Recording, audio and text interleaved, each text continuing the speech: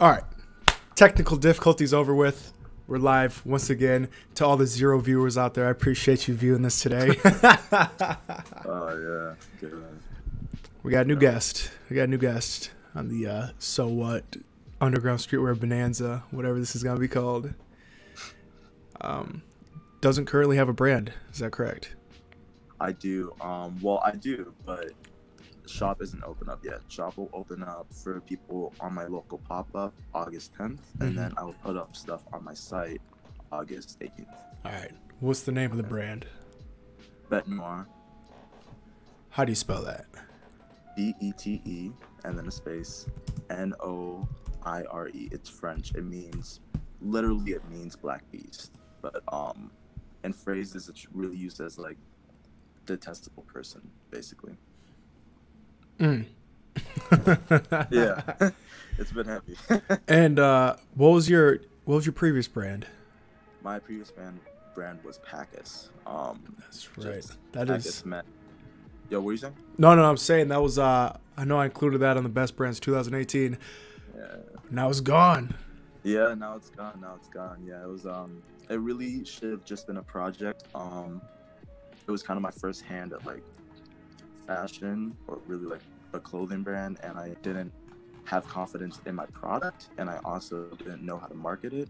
So it all kind of fell through, but I think for the most part it wasn't bad because I made relationships through there, business relationships. I met you, which is great, and I made money, which is good. I mean, not nearly enough to like I spent hours and hours and hours, you know. If I had worked at McDonald's for a week, I probably would have made more money. Yeah, but yeah. It would really be worth. But, I guess you were saying like the experience and the connections and everything else. That's what makes it worth it. It's really priceless. Yeah.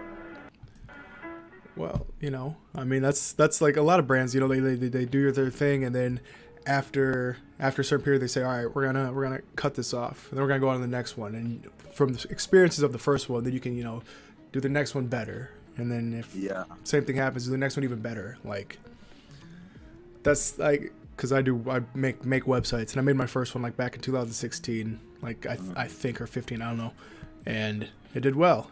And I was like, all right, let's sell that. We'll start a new one, and it did better. And I was like, all right, like we're getting somewhere now. Yeah, that's dope. Yeah, I mean, I think it's all just like a learning process. This is my first time doing it, and I mean, like, I've always been a sensitive soul. So whenever people insult my product, you know, which you're gonna get in any sort of creative context, you know, it always hurt, and I took it to heart. And then I didn't really have my product suffered due to that, you know. But I think it's just literally about getting better. People work out. Like you can't lift.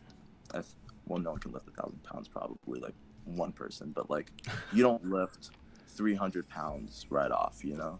Like you build up to that, and then after that you build up to maybe 400 or 500, stuff like that. Yeah, absolutely. I think I just had to. Sorry, what did you say? No, I was just saying absolutely. Yeah, you just have to. I think I didn't know that. Not that I didn't know that. I think it was just that experiencing that and moving to this where I'm more confident in what I'm putting out. It's real, you know. Yeah.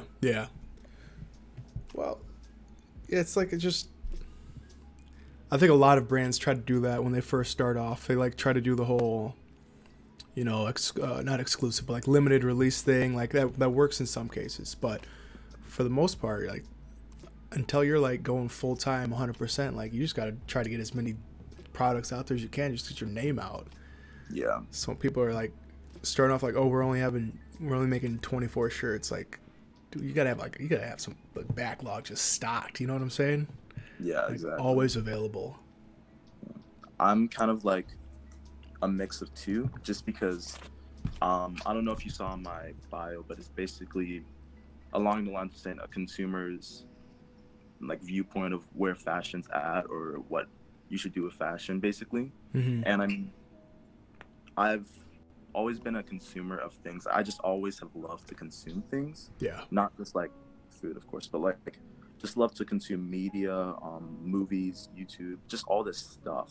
And, you know, I think to be a really good, well, I don't think it's necessary, but I think to really get at the people and understand the people, you have to be a consumer of the product first, you know? Right. That's just how I believe. Like, I don't think anyone can just move into streetwear, even if you're high fashion, you know, unless you understand the market, unless you understand what's going on, you know? But yeah, I mean, I'm kind of just a mix where I want to do some limited and then, but have stuff there. So if people want to experience the brand, they can. So like, for example, I actually have my hats behind me and I'm getting pins and stuff like that. I'm getting those in surplus so that people, if my shirts are sold out, they can experience the brand. Now, I personally don't really ever want there to be a week where like there's just nothing in stock, because I don't know, that's not really sustainable in my opinion. Right. But if you're a smaller brand, I think a lot of people see like the bigger people, like maybe Vision or whatever, VIZN. Have you heard of them? VIZN. Yeah, Vision. I'll check them out real quick. Yeah, it's just some dude. All of like the people associated with ASAP Mob and Ian Connor, all that sort of stuff. Like those people, the people under him, brand called Unwanted. Jermaine Jamal, started by Bloody Osiris. All this stuff, like it's very limited, but it's like you forget that they have this cult following due to these people due to all the connections that they have. Right. And when you're starting out, you just can't do that. You really just can't do that. Yeah, I remember reading some article like around like the time Supreme started like getting more mainstream, and you started seeing it everywhere as opposed to just in certain subcultures and different like whatever areas.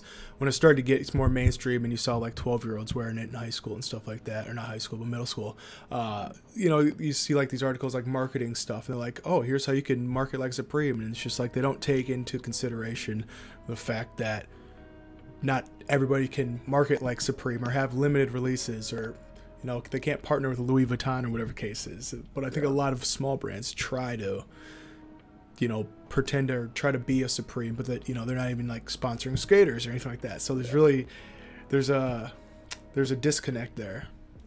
Yeah, people think that Supreme, they can make a lifestyle brand by releasing limited shirts, limited screen printed shirts, Yeah. Like, the thing about Supreme is that people have been reselling it, and it's been selling out since like 2002, like it was hot in the beginning, really, and like it's kind of just getting hotter. It's one of the only streetwear brands, or I think the only streetwear brand valued at $1 billion, and that's crazy.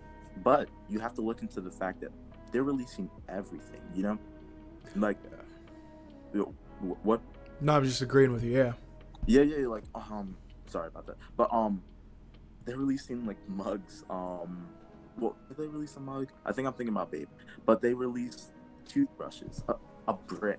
They released a brick. Whenever, it's just so funny to me. They released a brick, and whenever you say something doesn't sell well, you say it bricked, but they released an actual brick, and it didn't brick. Like, it sold out, and it has resell to this day. They do all this stuff. They sponsor skaters. Yeah, they have rappers. I think they sponsored Gucci Mane. I know they had an ad with Gucci Mane. They just do all this stuff, Right, because and they can do that.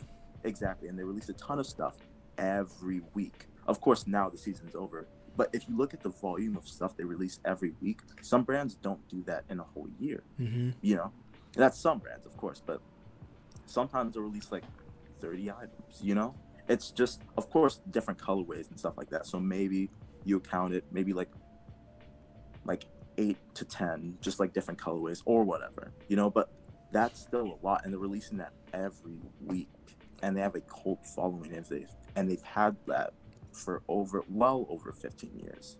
You can't compete with that. No, and you really can't. Like you can. But people try to mimic it, and it just doesn't work out very well. Yeah, it's ridiculous. I think, people want that, but again, like, Supreme is literally not that. Like, it's you can't just be Supreme by releasing something limited. And I mean, even if you release something limited, Supreme sellout times are unrivaled. Like, there aren't sellout times like Supreme. If your shirt doesn't sell out in 4 minutes, don't try Supreme's tactics. Right, exactly. You know? They still do to this day. The company that bought 50% of them literally is, if you look at that company's history, they build up different companies and then they sell them.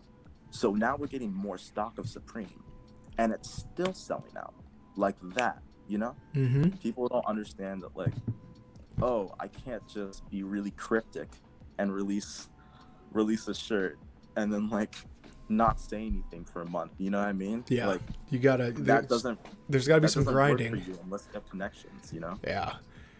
And I mean, yeah, exactly. Like a lot of the brand Off-White or whatever, and anything that's basically blown up over the last 4 years. Ben Trill, you know, Virgil. He had connections with Kanye, so he could put out a plain white T-shirt, and it would sell just because of his name and who he has connections with. So there's just oh man, it's kind of, I want to say frustrating, but when you like see that kind of stuff going on, you're kind of just like, man, like, let's just stop it. Just stop it. Yeah, Virgil is the epitome of it's not what you know too, you know. Virgil, when Pyrex was still a thing, I think he bought, this is well known, but he bought Ralph Lauren like clearance, I think flannels or shirts or whatever for like $50, printed Pyrex 23 on the back, and then sold them for like $550 or $650. Yeah, and people ate it up.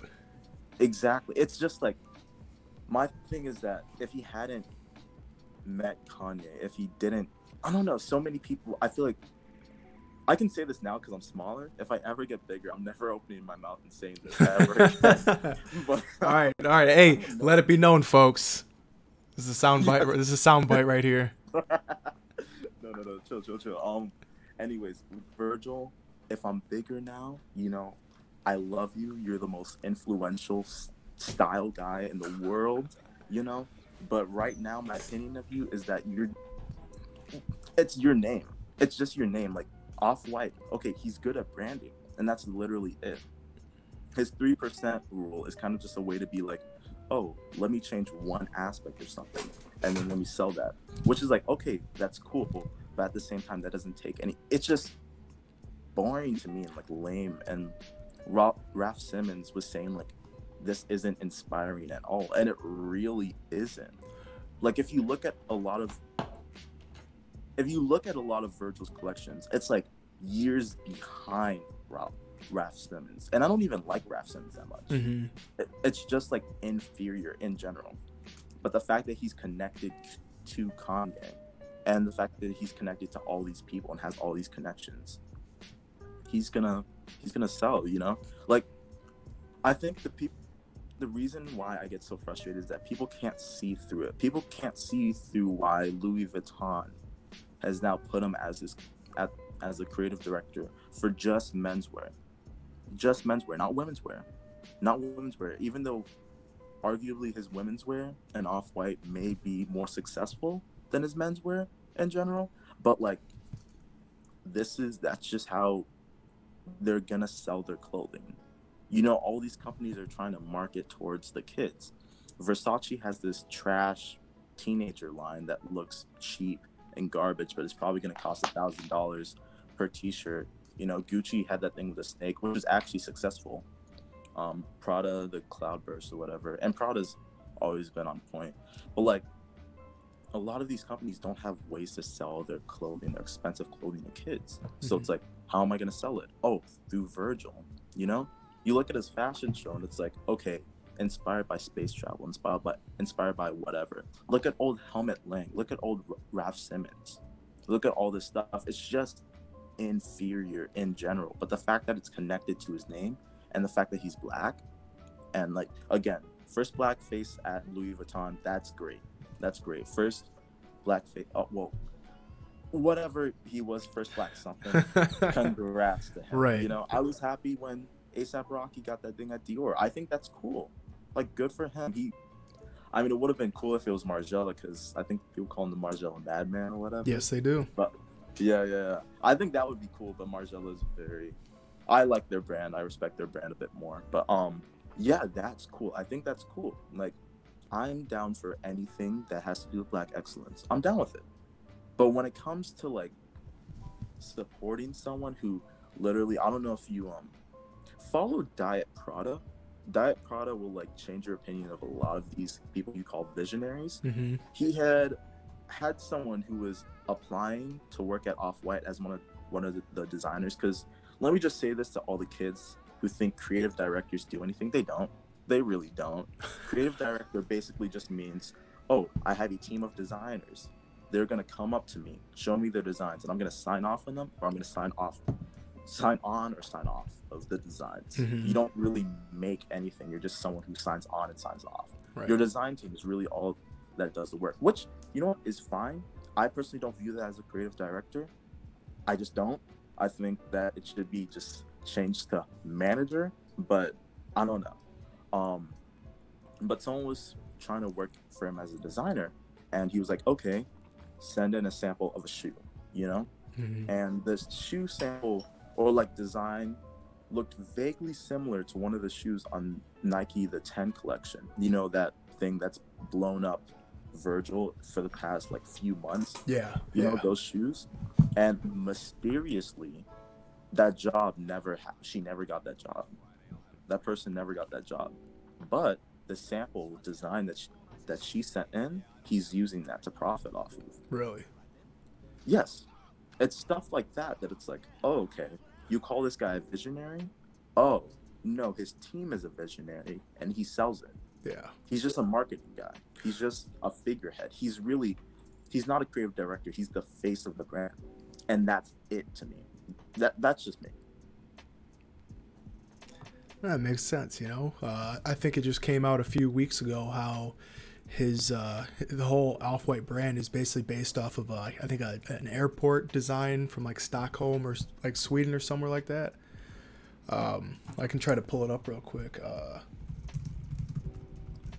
While you're pulling that up, my phone is dying, so I'm gonna see what I can do in terms of charging it. All right. No, yeah, I'm professional. It's all right. Yesterday, homeboy's phone died. I think, or he disconnected twice. Phone died once, and then we're smooth after that. So don't even sweat it. All right. Let me see. God, there we go. That actually makes a lot of sense. We're gonna go on a bit of a journey, but yeah. I guess the entire Off-White brand, from the arrows to the font and everything, is based off of Glasgow Airport from like the 70s or something like that. Yeah, and I'm sure he's gonna justify that if he ever addresses it, because he never does, with his little 3% rule. You know, it's just little things. These things that these designers say in the public, it's just little things to cover their own butts. You know, that's my opinion, and I personally think my opinion's right. I mean, it wouldn't be your opinion if it was like. If you didn't think it was right. Huh. Yeah. I mean, yeah, that's just it. Yeah, I don't know. I'm like, all right, I'm pretty minimalist and like super, I'm not dropping $300+ on a t-shirt and like that. Like all my shit that I rock is, I wear Vans and Chucks, you know, either some jeans, sweats, chinos, or whatever the case is, and like I try to keep my shirts plain, black, white, gray, whatever, because I got tattoos, and that's my display or whatever, you know. Yeah. So I don't really subscribe to that whole. I don't really like Bentrill, Pyrex, anything by Virgil, Off-White, whatever. Not my thing. I don't fuck with the Yeezys. I don't fuck with anything. Like it's kind of funny. It's weird because. I mean, I'm familiar with everything. I don't fit the bill. You know what I'm saying? Yeah, and I don't think you need to be like into this sort of stuff. Like, I think the Off-White designers and the design team that he has is interesting. Like, I would never buy any of the stuff that they sell. Right. But I go by Neiman Marcus sometimes just to look and hope and wish I could ever afford any of it. But yeah, I take pictures of things that inspire me. I don't know, I get inspiration at weird times, so I just like to take pictures of things that inspire me. And a lot of the designs are like, of course, not the hype stuff, because the hype stuff isn't gonna get much. I mean, the hype stuff is just like a logo or something like that, or something recognizable that you'll see on your favorite rapper. Right. Like some of the low key stuff I really like, I think I'd love to go to the Off-White store. I just don't like Virgil and as a designer, really as like a creative anybody. Yeah. I think like he got lucky with how he got connected to Kanye and like kind of just finagled his way in, which is fine, and I respect his hustle, because there's still hustle to that. But as a designer or really super creative, I think he's a bit up his own ass. And that's soundbite number 2. They're gonna. This is going to come back to. This is gonna get your ass someday. Nah, don't even worry about it. No one's ever gonna listen to this. Hopefully they will. Come on. I'm hoping for both of our successes. Dude, but, yeah, that'd be funny. I was actually Bete Noire and Off-White collab, and then also this interview pops up. Remember that time you shit on me, dude? Oh man. Yeah. I mean, I don't know. I'll probably. Hey, I mean, Virgil's a good talker. I'm a good talker. I mean, we'll figure something out. Yeah. Yeah. That collab still happened. But yeah, I mean, on the lines of like clothing, like, I don't know. Of course, a lot of stuff goes towards my brand. So, I don't know. I'm like a young kid who like has a very sporadic job. I had an internship that was paying, and then I kind of got paid by how good the guy was doing. And now he's not doing good. He hasn't been doing good for a while. So I haven't seen much money. Or no, I haven't seen any money since June from that internship. What the fuck? But yeah. So I'm kind of just SOL. But I have another job. So, but of course, it would be good to have that job. Basically, what I'm trying to get at is that I don't have a lot of money. So whenever I buy stuff just to treat myself, it's very cheap. Like this was $4 from eBay. This was like $8 on a really crazy American Apparel sale. Like I just went crazy on it. Yeah. And then the shorts I'm wearing, I've had for like 3 years. But then like, yeah, like I don't know. I mean, of course I splurge on a few things. I don't know if you know D-Cynical. Have you heard of D-Cynical? It sounds familiar. It's one of like this small streetwear brands. Okay. Yeah. I actually have a pair of shorts from them right here, and these cost me like $45. And I usually don't spend that much on a pair of shorts, really. But I mean, of course, you have to treat yourself, and you have to like support. I think everything's just about supporting different brands and stuff like that. I also have a pair of Bete jeans on the way. Oh shit! I got for a crazy deal. So they cost me like $50-something shipped from Japan. Yeah. And yeah, everything's real. I may need to do a couple alterations, but like I feel you on like just not dropping. I can't imagine dropping $300 on just like a t-shirt. At least not right now where I'm at, Yeah. I feel you on that. No, I hear you. I don't know. It's like, I guess when you're like a startup brand, you gotta count your dollars, make sure they're going towards the right things, Yeah, exactly. Like, for example, just to like show how frugal I'm trying to be, to get my shirt tags printed on and all that sort of stuff, it'll be $30 extra that I really don't have. So I'm personally gonna move into more one-of-ones and just like doing a lot of my printing, what's called in shop or whatever, in-house. Yeah, I'm trying to move into that. So I was just like, all right, well, now's the best time to at least buy some of the equipment. So I'm going to get transparencies and stuff like that and print on there. So I'm going to be saving a good amount of money doing that. Like, looking for different things to save money, it's just like, doing that is just smart, It's just a smart thing to do as a small startup brand. Because one, I think it makes it more fun too. I'm someone who like would never play the lottery, because I think if I ever won, I'd be really depressed. Just because I don't know. I think I'm moving into more of a mindset of we don't really want things to be given to me, because before I was very just like, you know, whatever. But I don't know. I think if I was ever, I think the struggle is important, and I think it gives you a lot of perspective into what real life could be like for me. So I don't know. I enjoy struggling through this because I feel like it'll make it feel all the more better whenever I sell out or whatever. Oh yeah, word. No, as long as the quality's up, you might as well try to find the best or easiest way to do something, right? Yeah, exactly. Yeah. Yeah, quality.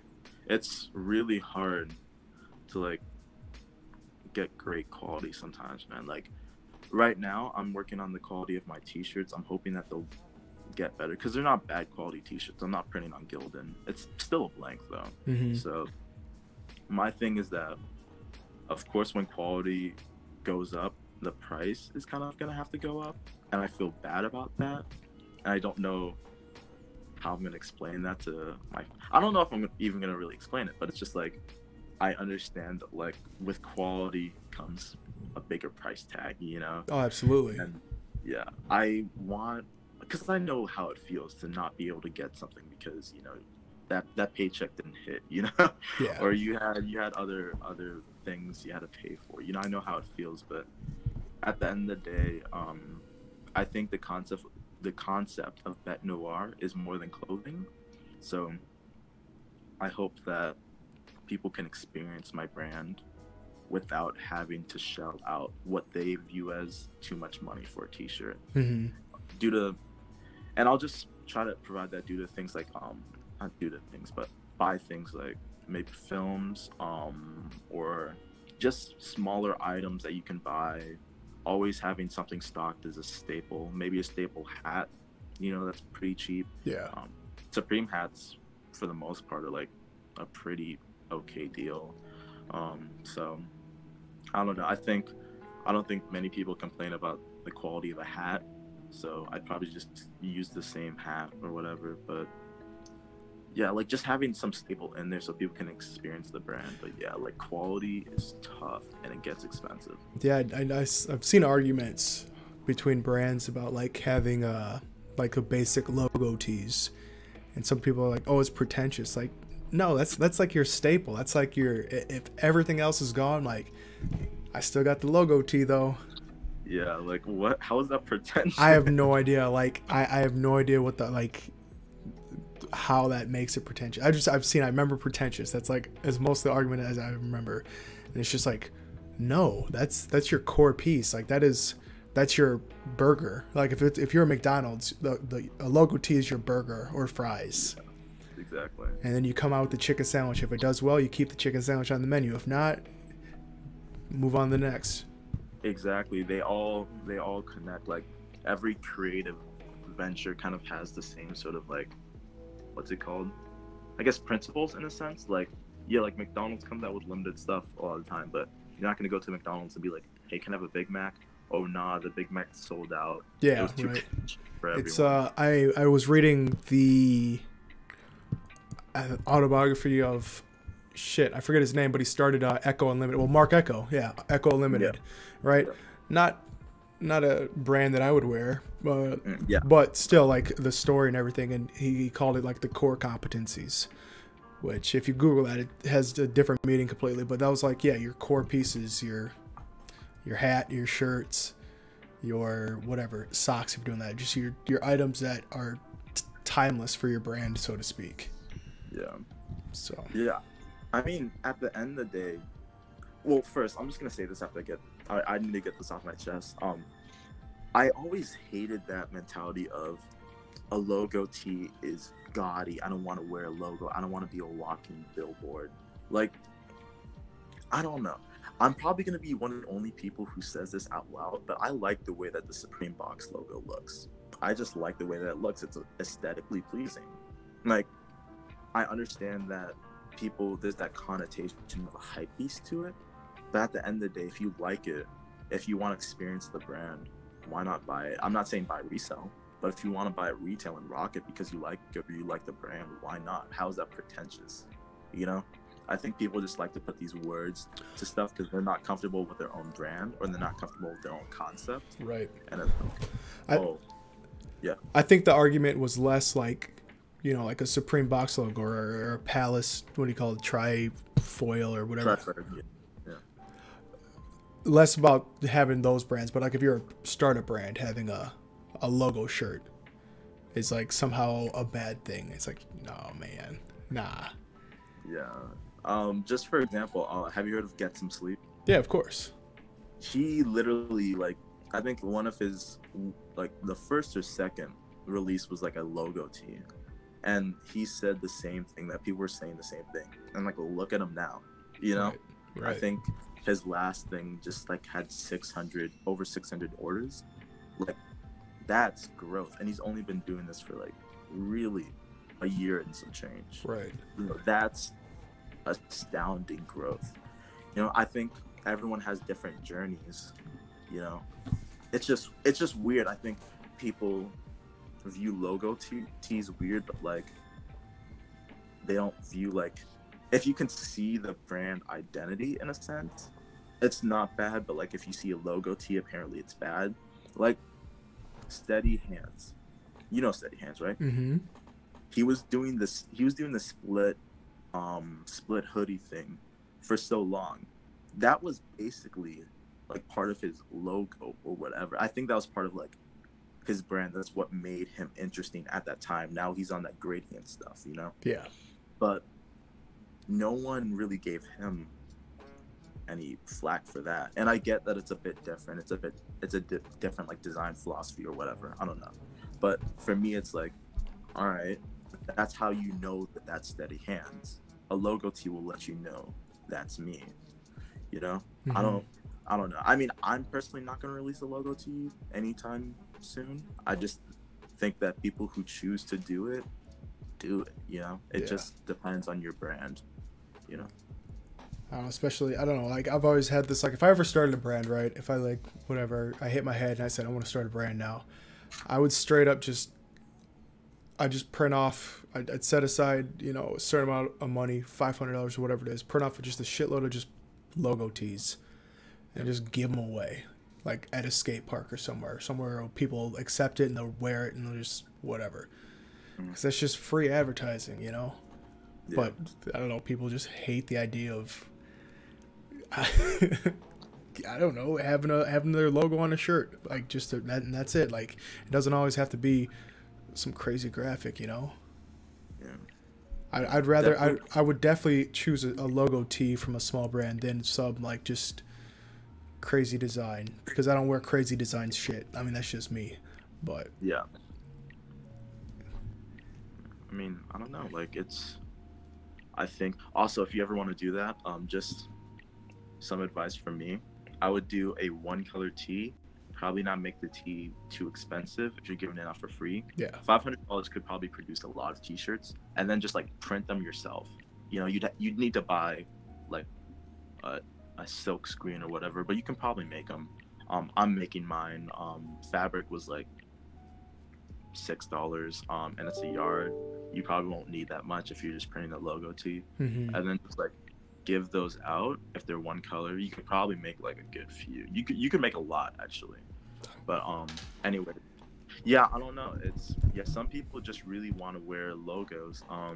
Me personally, I don't really, depending on what my fit contains, because just like it depends on my fit, of course. I may not wear text over my my shirt. I may not wear like a design. I may just have like a standard thing. Mm-hmm. But I think for a lot of people, they just like subtle stuff. I think like the vast majority of people who buy clothing, I mean, a lot of people just like subtlety, and then like there are a choice few who may be into like streetwear or whatever, or maybe in your niche that you're trying to target, who like, you know, a bit crazier stuff.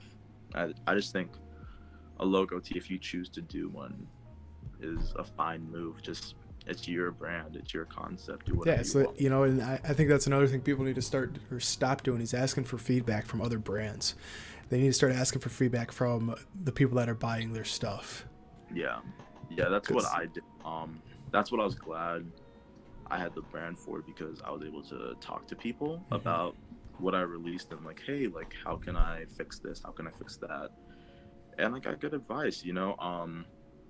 I actually was able to recognize a few names and like invite them over to this brand, you know. And I'm glad I was able to do that. And I was glad I was able to hear from my fans, you know, whatever. The people who supported me. Hey. I think fans is a bit pretentious. Customers, baby. Customers. Customers. Just don't call them custos. Do people call them custos? I mean, that's like, I think that's for like drug dealers. Like crack dealers call their crackheads custos. My stuff is crack, you know. Oh, shit. No, I'm playing. Nah, that's it. That's the lesson of the day. Drop a basic logo tee. Yeah, that's drop a tee that is indicative of what you want. Exactly, if it fits your brand's aesthetic. Exactly. But don't shit on somebody for dropping a logo tee.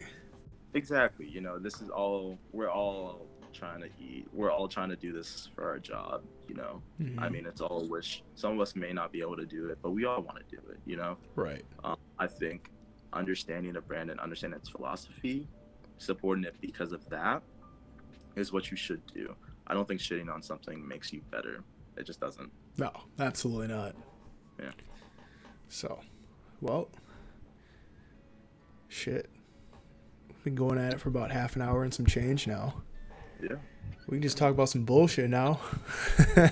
From bullshit. I haven't even talked about my brand yet. Oh, I thought you did that at the beginning. You got to keep. All right, let's go. No. Sell it. Ask me more questions about my brand. I gotta sell it. All right. Why should I buy your brand? You should buy my brand because I'm selling it, and I would like to do this instead of accounting. No, I'm playing. Basically, buy my brand if you understand or like fuck with the philosophy. Basically, my philosophy is just like, hey, this is my mind. I think a lot of people kind of pigeonhole themselves in like one area, and I don't really like that. I mean, I think as I grow as a person, I want my brand to grow and I want the concept to grow. Bete Noire isn't just like clothes, it's like a feeling, and that sounds cringy in a way, but like it's not just clothing. I'm working with a photographer, a videographer, both in general, to make films for it, you know, visual lookbooks. I want to have visual playlists to songs I like. One dream of mine is to like be able to sponsor battle rappers, kind of how Supreme sponsors skateboarders. Just stuff like that. I think it's interesting. I'd like to include roller rink in my brand in a sense. Like the girls that go around and like trip each other and stuff like that, or well, not like the not like the the battle, actual, like the battle. Not okay. Not the battle stuff. Just like I think roller rinks look cool. I like how majestic people can look there, and like they don't have to be super skinny or super buff. Like it's just like experience. It's a very pure, like it's like the pure version of skateboarding to me, in my opinion. And skateboarding's cool, but yeah, I mean, buy my brand if you like the designs. The designs are stuff that's true to me, stuff that means stuff to me. Basically, I'll go over all the designs that I'm releasing from my pop-up, and you'll see them on the site. But basically the t-shirt design, and let me see if I can pull it up on this computer. Yeah, let's get a sample. Yeah, just because you can talk about it all day. It's still kind of be able to paint a picture as vivid as the actual thing. Yeah. So this is a design. Right now it looks a bit crooked, but I promise the rectangle is a rectangle. But this is a shadow, kind of like etched into a block or whatever, and it says Bete Noire right there. I kind of did it like that because it's a bit comic booky. Just like, I think the design is a bit comic booky. I like it. If you see, I'm sorry if you see these titles to these files. I was very frustrated when I made this design. No, but, I think the connection is so bad, we can't read anything on your thing. So it's all good. It's all good. Can you not? Oh, I mean, I can see where it says Bete Noire. I can see the image. I just can't, it's all, you can't read shit, so it's all good. It's blurry. Okay. If you send me like a, huh? Sorry, what's it?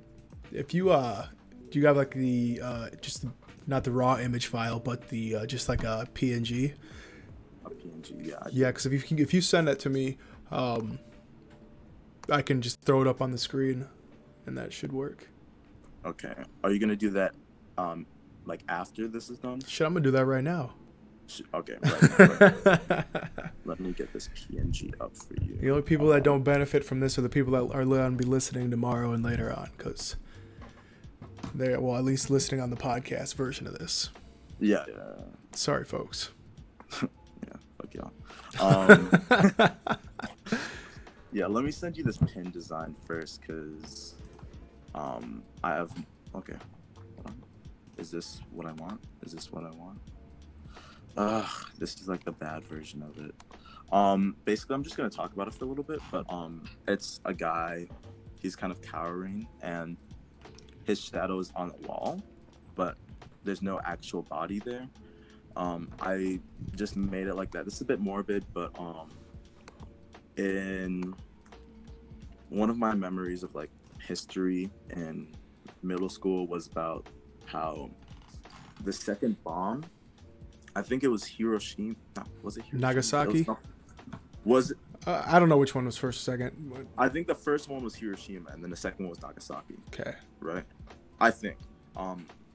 Nagasaki was like super unnecessary, like America just kind of killed thousands of people for no reason. But I always thought that was interesting, and I looked it up as a kid, and apparently, like the shadows of the people who died like that, it got kind of etched in. Oh yeah, it was like superimposed on like yeah, I know what you're talking about.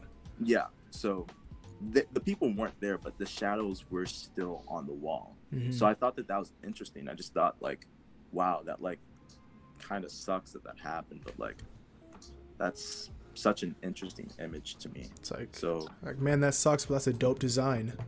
Yeah, low key. That's what you're saying. It's not like, I don't mean it in like a messed up way. Right. Like I know that it sounds kind of messed up, but I don't know. I think it's aesthetically pleasing to me, but I think that like it's also like, yeah, that like kind of sucks, and that's really sad. Mm-hmm. But yeah, like that's a design, and it means a lot to me because I think it just kind of shows like, wow, like America is kind of evil in a sense, and a lot of the stuff that they do. You're gonna need to give me your email again. Is it Justin@SoWhat? Yeah, you could send it to that one. Okay. .com. Mm-hmm. Justin@SoWhat.com. Shirt design. You know, let me send them all so I don't have to like. See, I don't really think on my feet like that. But then here's my pin design. All right, sent them. But have you read the book Hiroshima? Hiroshima, I have not. Just asked in the chat. Somebody asked that, so. Oh, okay. There's a chat. Okay. Yeah, man, we're live. We're live. Yeah. Are we live on Instagram? YouTube. We got a big audience today. We got 2 viewers. All right, shout out.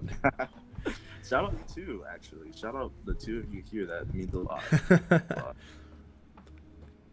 All right. That's dope. I have not read that book though, but let me write that down in my notes. I'll just type that and email it to myself.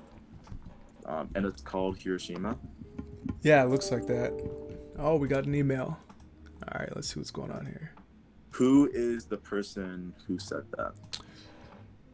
I'd have to go back in this Discord to see what his name is over there, but his name's Sharpie616 in the chat. And Sharpie. I'm just gonna refer to him as Sharpie. Sharpie, I am going to read this, and when I'm done, so this is in Discord? What? You said you have to look at the Discord chat? To see his name. He has a different name on his Discord, but his name's Sharpie in the chat. Okay. You have a Discord? I do not. It was yesterday's guest, Brian. He has another brand. Oh, okay. So he has a Discord. Yeah. And this guy's in his Discord. Okay. Absolutely. Yeah, I'll join that Discord, and after I finish the book, we can talk about it. Yeah, thank you, Sharpie. Got it. All right, yeah. But yeah, you can put that up whenever. We got the 2 images. Yeah, they're on there. They got the superimposed image, and then the American Dream is a lie. That's what's up right now.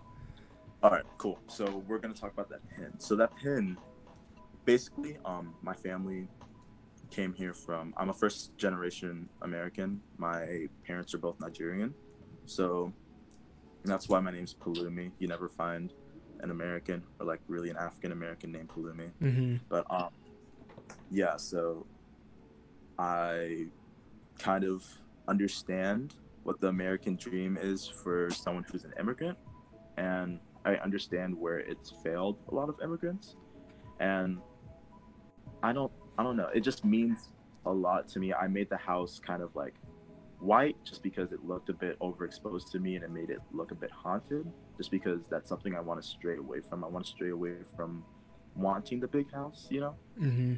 Wanting that. I don't think the American dream, whatever it is, really replicates what I want out of life in a sense. And I don't know. I think it just fits what I believe, and I just don't believe that whatever America tries to sell me is what I really need or really want. But some people, that's what they want. And then the other side, I just made it split just because I like the way it looked, and I put the little logo on the bottom, and I said sponsored by, or this message is brought to you by Bete Noire. Mm-hmm. Yeah, and that's it. And this is all dropping. You have a pop-up shop the 10th? Yes, I have a pop-up shop the 10th. I am going to a culture fest at Pineville, North Carolina, August 10th. I was invited there. Really cool. I'm going to be selling that t-shirt, those pins, and a hat design that I will show you guys once it's done. I can explain it a bit, but it won't really do it justice. You guys have to follow me. Oh shit, that's the plug. Hey, to figure that out, Bete Noire, BETENOIRE _US on Instagram, and figure out there. But yeah, but the hat design is basically just gonna be a stretched out face in a sense, and instead of eyes, it's gonna have a 17 on it.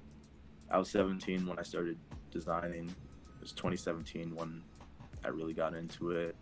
Just that's it. I think 17 is a really interesting number to me, and I want that to be what's on there. And I mean, not everyone's gonna understand that meaning. Not everyone's gonna know why 17 is so important to me, but that's it. Yeah. But yeah, I mean, those are the 3 designs. I got some stuff coming out, some one-of-ones. I'm working on one-of-one for a rapper who's going to be performing at the Culture Fest, and he's going to wear it in his music video, so hopefully I'll be able to link that to you guys. Working on some one-of-ones just to put on the site.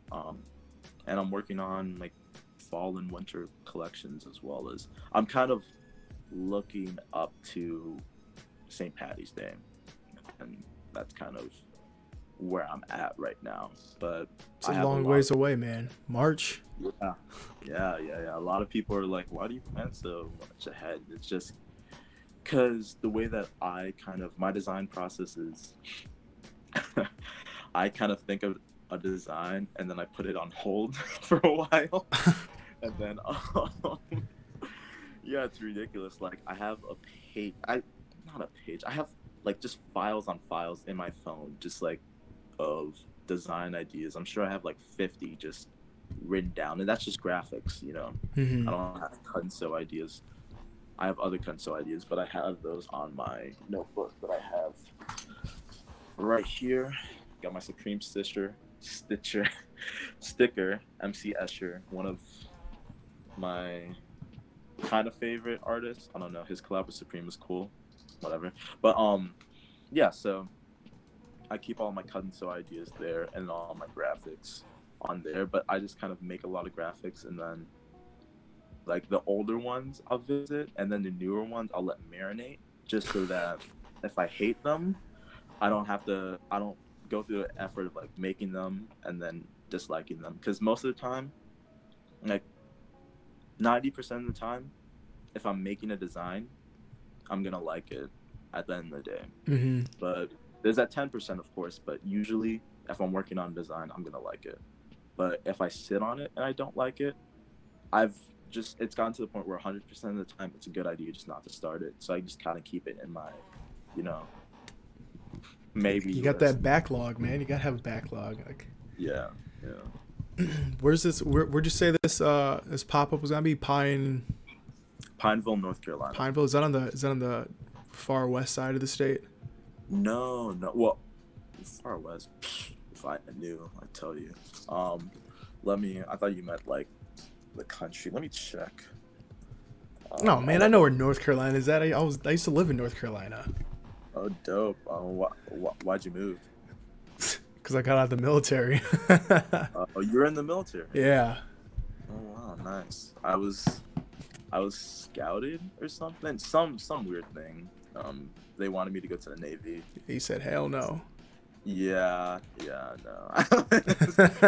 it was not for me, I guess. I have a couple friends who are nurse today. Yeah, I think he just went on his plane to go to Arizona or whatever. But yeah, I have a couple friends who do that. It's like right. I can't even see with this map, and I don't know how to zoom out. Hold on. It's sort of like central, really close to South Carolina. I'd say it's a little bit to the west, but not really too much. But it's really close to South Carolina, like on the border. Oh. Yeah. Why don't you say it's by Charlotte? Because you were talking about, is it on the left side, west? And I was like, oh, I need to look this up. Nice. Yeah, it's like 30 minutes from Charlotte. And I barely live in Charlotte. I'm like probably like 2 steps away from Concord. Damn. All right. Do you know? Are you familiar with Full Circle Nation? Yeah. Actually, funny story. Young Isaiah. What'd you say? Isaiah? Yeah, Isaiah Green, right? Yeah. Yeah. Funny story. We actually recorded a couple podcast episodes, but due to some stuff that was happening to me, I couldn't really fulfill a lot of the stuff. But we need to get back connected, because I wouldn't say we were tight, but we were gonna do a collab, while I was still doing Packus and stuff like that. Mm-hmm. And I still want to do it because he's a great guy and he's really smart and he knows what he's doing. But yeah, I know Isaiah. He's really cool. I hope he's watching this. He's dope. Maybe. I think I'm on. We were talking about it earlier this week. Like, might come on Thursday night, because I interviewed him. Like, he's like one of the first interviews I did for So What. Like, just hey, let's hop on Skype real quick. I'll record it, get it typed up, and whatever. So he's ambitious. Ambitious is like an understatement. Like he's down for it. He's out there doing his thing. Yeah, I love it. I mean, again, I guess, of course, whenever it comes to collabs and stuff like that, I'm a bit picky, or really like working with anyone. I'm a bit picky just because, I don't know, if you don't like, it's just hard for me to work with people who I don't really see the same things in. Mm-hmm. But he's like one of the only people who like I was really like out here designing and like trying to do this stuff with, just due to the fact that he's down for pretty much anything, and like he's really creative, he's really smart, and his brand is pretty strong. I just like for what it is right now, I see it as pretty strong. I just think he's an interesting dude. Yeah, I know he's it might get, some people might shit on it, but I know he's like doing his like print on demand for his brand. Like, yeah, nothing wrong with that, but yeah, it's not for me, of course. Right. But if we ever did anything, maybe I'd work around it. Maybe we change something. But I mean, hey, that's what he does, and it's working. So yeah, why not? Yeah, I bought a couple of his shirts back in the day, about a year ago, and they're in the closet somewhere. Yeah. I got like so much stuff from like different brands. Just like, let me get that. I'll take that. I think, because I'm like, he's one of the few brands. Like, so I'm 6'4", and I lift weights, so I can't like I need like a double XL to be comfortable. He's Yeah. like one of the few brands that will like have something double XL. I'm like, all right, sold. Yeah, he's dope for that. He's dope. Yeah. I'm weird with sizing. I'm of the mindset of just an extra large, but of Oh yeah, course, yeah. with how the brand progresses and stuff like that, I'm probably just gonna do like a number 9 Gosha thing where my sizing just is kind of like it kind of switches if I'm doing Kenso. Mhm. So like if I want to make a t-shirt that everyone can wear, I'll just make it baggy and be like, wear this size. Right. But then people who like are bigger, you know, they can just buy an XL or even a large and it'll fit them. It'll just fit them like a regular t-shirt. Right. You know? Right. That's the sort of stuff I want to do, just to like, of course, appeal to people who are of a bigger build, not even like bigger muscularly, but like bigger, just like a little more extra. But You mean? No, I'm not even gonna say it. I mean fat. Okay. I mean Okay. fat. Fair enough. You know, a little more to love. You know, why not? Why You know, not? whatever's But, clever. Whatever's clever. Yeah. Yeah. Just so that they can wear it. You know. Everyone deserves to have clothing that they like. So I Right. mean, if I can make something that everyone can wear, but just wear it in different ways, maybe ways that I didn't intend, but ways that work for you, why not? You know. Yeah. But Absolutely. I think it's dope for that. No, absolutely. So, pop-up shops the 10th. You're releasing Yeah. on the 18th. Website's Yeah. going up live the 18th, or what's going on with that? Website's going up the 18th. I may see with you what's up with the So What thing. You're doing a website thing, right? Yeah, that's I basically gonna throw a shop up. I got a couple brands on board right now. I think there's like 10 that are basically gonna be listing their stuff on there. They sell it for like the first 2 months. It's just gonna be 100%. Like you guys get to keep all the money. It's just gonna see if like it's actually like a viable thing, more or less. Yeah. You know, after we figure that out, then after 2 months, I'll see if like okay, it's going or not, and then I'll probably just take like 10% of sales or 8% or something small, just so I can eat more than top ramen. Yeah, exactly. But- You deserve to eat. of course. But then it's also like you know, one of those things where, you know, like brands pop up every day and fall off every day, and unless you're staying super active in different, you know, like Discord servers or subreddits or different websites, you really just can't keep up with everything. So it'll just be a lot easier to have brands, you know, write about the brands that are already listing their stuff on there, because I know exactly what they're doing. And I'm honestly trying to like have like maybe 50 to 100 brands that I just like focus on. That way I can focus on them, because it's not like, you know, stuff is getting dropped every single day or whatever. So there's a lot of logistics that going into it. But yeah, it's just basically like drop shipping, and then eventually, if after those 2 months and it's like selling well, then I'll be like, all right, then it'll be like maybe evolve into like a co-signment thing. Yeah. Where I hold on to it, and then eventually, you know, if it, you know, 2 years, 3 years from now, I have a warehouse, and I'll be like, all right, I'll wholesale the shit. So Yeah. No, that's dope. That's dope. we're trying out here. Yeah. I mean, if you want, I thought about this whenever you had mentioned it, and I think now is a okay time to bring it up. I was gonna build my brand through Big Cartel right now, just because I don't have that sort of money. But of course, get a new domain, do the code, and all that sort of stuff. But if you would be interested, I could house my stuff exclusively at So What. Mm-hmm. And then once that 2 months is up or whatever, if I have a strong enough brand to really move to something of great quality, like maybe what's it called? A Shopify or a Squarespace or something like that, I could do that. Right.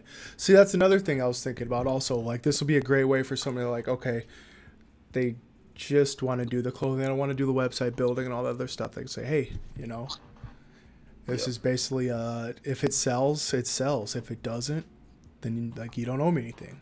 So Yeah. Exactly. no, this to the people listening to this later on and the people who's watching this live, you just saw a business deal go down. That's all it takes. Yeah. That's all it takes. Exactly.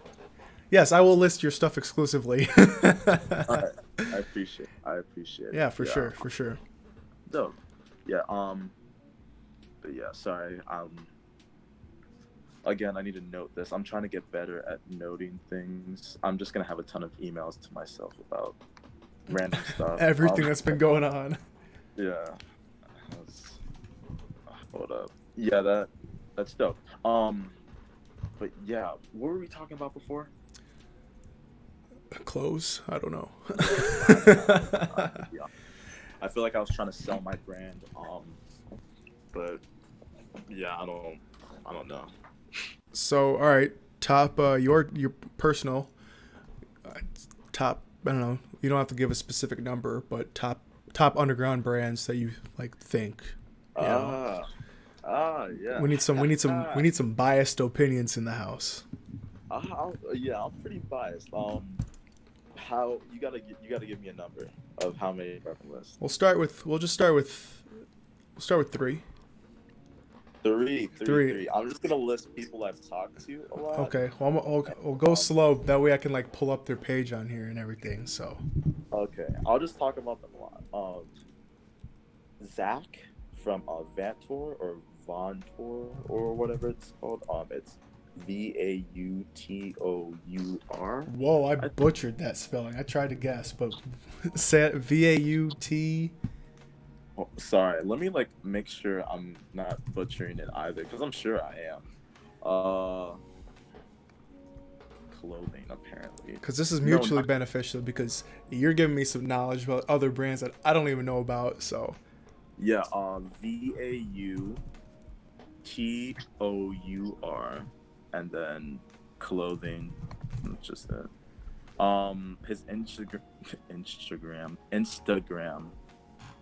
should show up just when you search up Vator or whatever it's called, or you can search up his website if you want. Vator. Let's see if I can get a link from here. All right, I type in Vator clothing. I don't think anybody's. Well, let's see. Here we go. We got something from Street Archive. Shout out to streetarchive.com. They're kind of doing the same thing that we're doing over here. There we go. Got the website up. They got what? He's got some skulls on a pendant. Yeah. Some skull pendants going on. Yeah. He's dope, Zach. Well, he originally came out with this T-shirt. Go to his Instagram real quick. It's I got it. Yeah, you got it? Yeah. All right, now go to the bottom. We scrolling. We scroll. What are we looking for over here? T-shirts with stripes. Okay. Yeah, we got the yellow and the white one down here. Yeah, that's dope. He had D-Cynical. Shout out to D-Cynical. I want to talk about them too, but anyways, he had that dude, the creator of that brand, like model one of his designs, which is, I think it's like a half neck or whatever you call them, a half zip that has a red sleeve and like an orange sleeve or whatever. Mm-hmm. Do you see those? Yeah, I see old Dylan Senecal on here also. Yeah, exactly. His brand is interesting. He's been very supportive towards me. He's a North Carolina dude. Mm-hmm. So of course he's gonna get some love. But yeah, so I just like his stuff. It's really nice to look at. I think to come out with a T-shirt, I think in like streetwear startup or whatever, it's kind of looked down upon. But he started with a T-shirt, but like it was an interesting like take on the T-shirt. It's not even like a crazy design. It's just like the little stripe down and then like the contrast color. Yeah, you don't see that shit ever. Yeah, you don't see that. It's a T-shirt, but it's actually interesting. Like that's what I expect from someone who says the 3% rule. You know, not Virgil's nonsense. But yeah, like his brand's just interesting. I like it. Yeah, I like it a lot.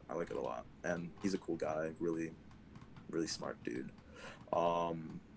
We good? Do you need me to slow down? Hey, no, you can put. Let's go to number 2 now. All right, number 2 is What If brand. Have you heard of them? Homeboy just like slid into my DMs on Instagram the other day. Yeah, I told him about you. Hold on a second. Let me.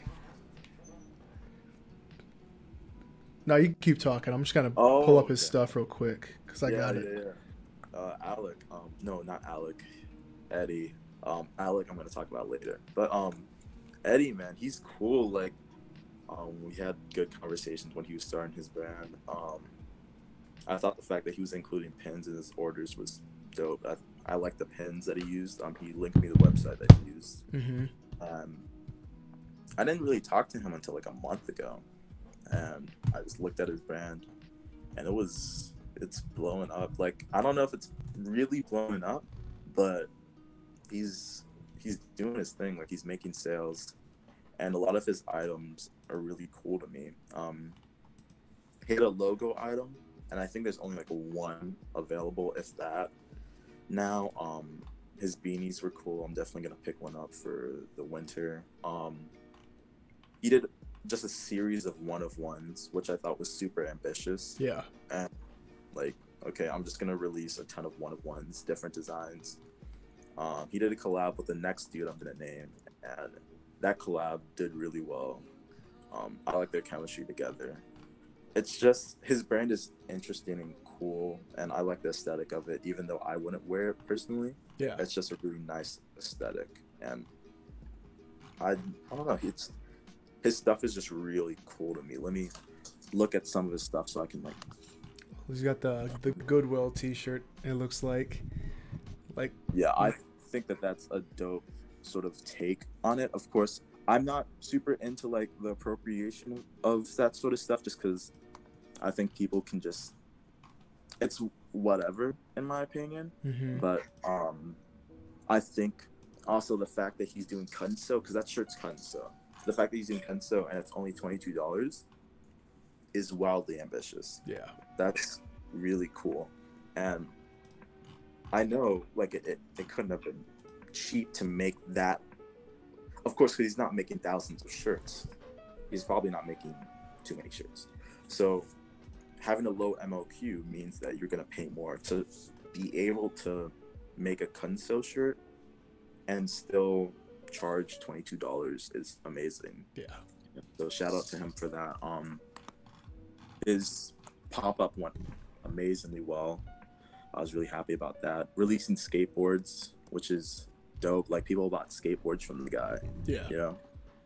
Like, he doesn't even have 1,000 followers yet, and they're buying skateboards from him. You know, a lot of skate brands don't really have that. Which is really strange that, you know, it's, you know, streetwear, you should probably have like a skateboard.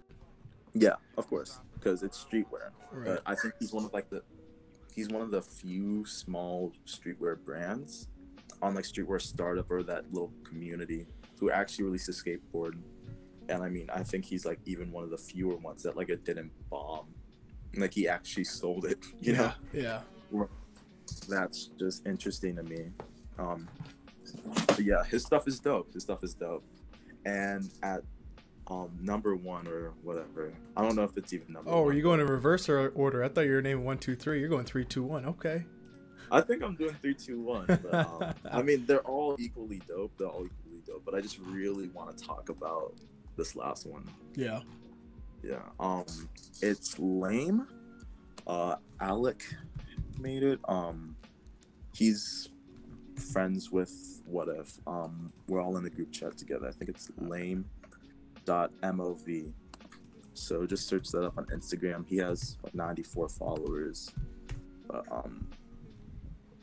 yeah, his stuff is just interesting to me. You know, he released a t-shirt. It was called the Film Everything t-shirt, just basic tee. It's cheap on his site, $15, you know. Pick it up, support small business, you know. Yeah. And I think the thing that's so cool to me is that I think it's just from someone who like wants to make films for the brand, but he has films for the brand, you know. That's just interesting to me, and you don't see a lot of people doing that where I think you should, just because I don't think a brand is just clothing, especially if you're a brand that's popping out of nowhere. And I don't know, I think his little thing that he wanted to do, Stamina 2008, where it's kind of just like a project where people talk about what they're nostalgic about. That's cool. You know, being able to incorporate that into your clothing brand and into the videos that you make is really dope. You know? Absolutely. I just think that's really cool. I'm glad that his collab with What If went well. He has videos on his account. I'm on his account right now. He just released these shorts, and the shorts look so good to me. Like, I like the little hands on them. Mm-hmm. Are you looking at the shorts right now? I am. Yeah. Like, the pictures that he took for them just fit the vibe completely to me. Like, I just think they're great pictures, especially the one of the bubble. The right bubbles, on. yeah. Yeah, that's just really cool to me. The dude modeling that's the dude who made What If, by the way. But yeah, his shorts did really well at their pop-up. He only has large left over. He has videos and pictures on his site, which I think is really cool. And you don't really see like a separate section of that for all brands, which I think you really need to. And it's just more content, you know? Yeah.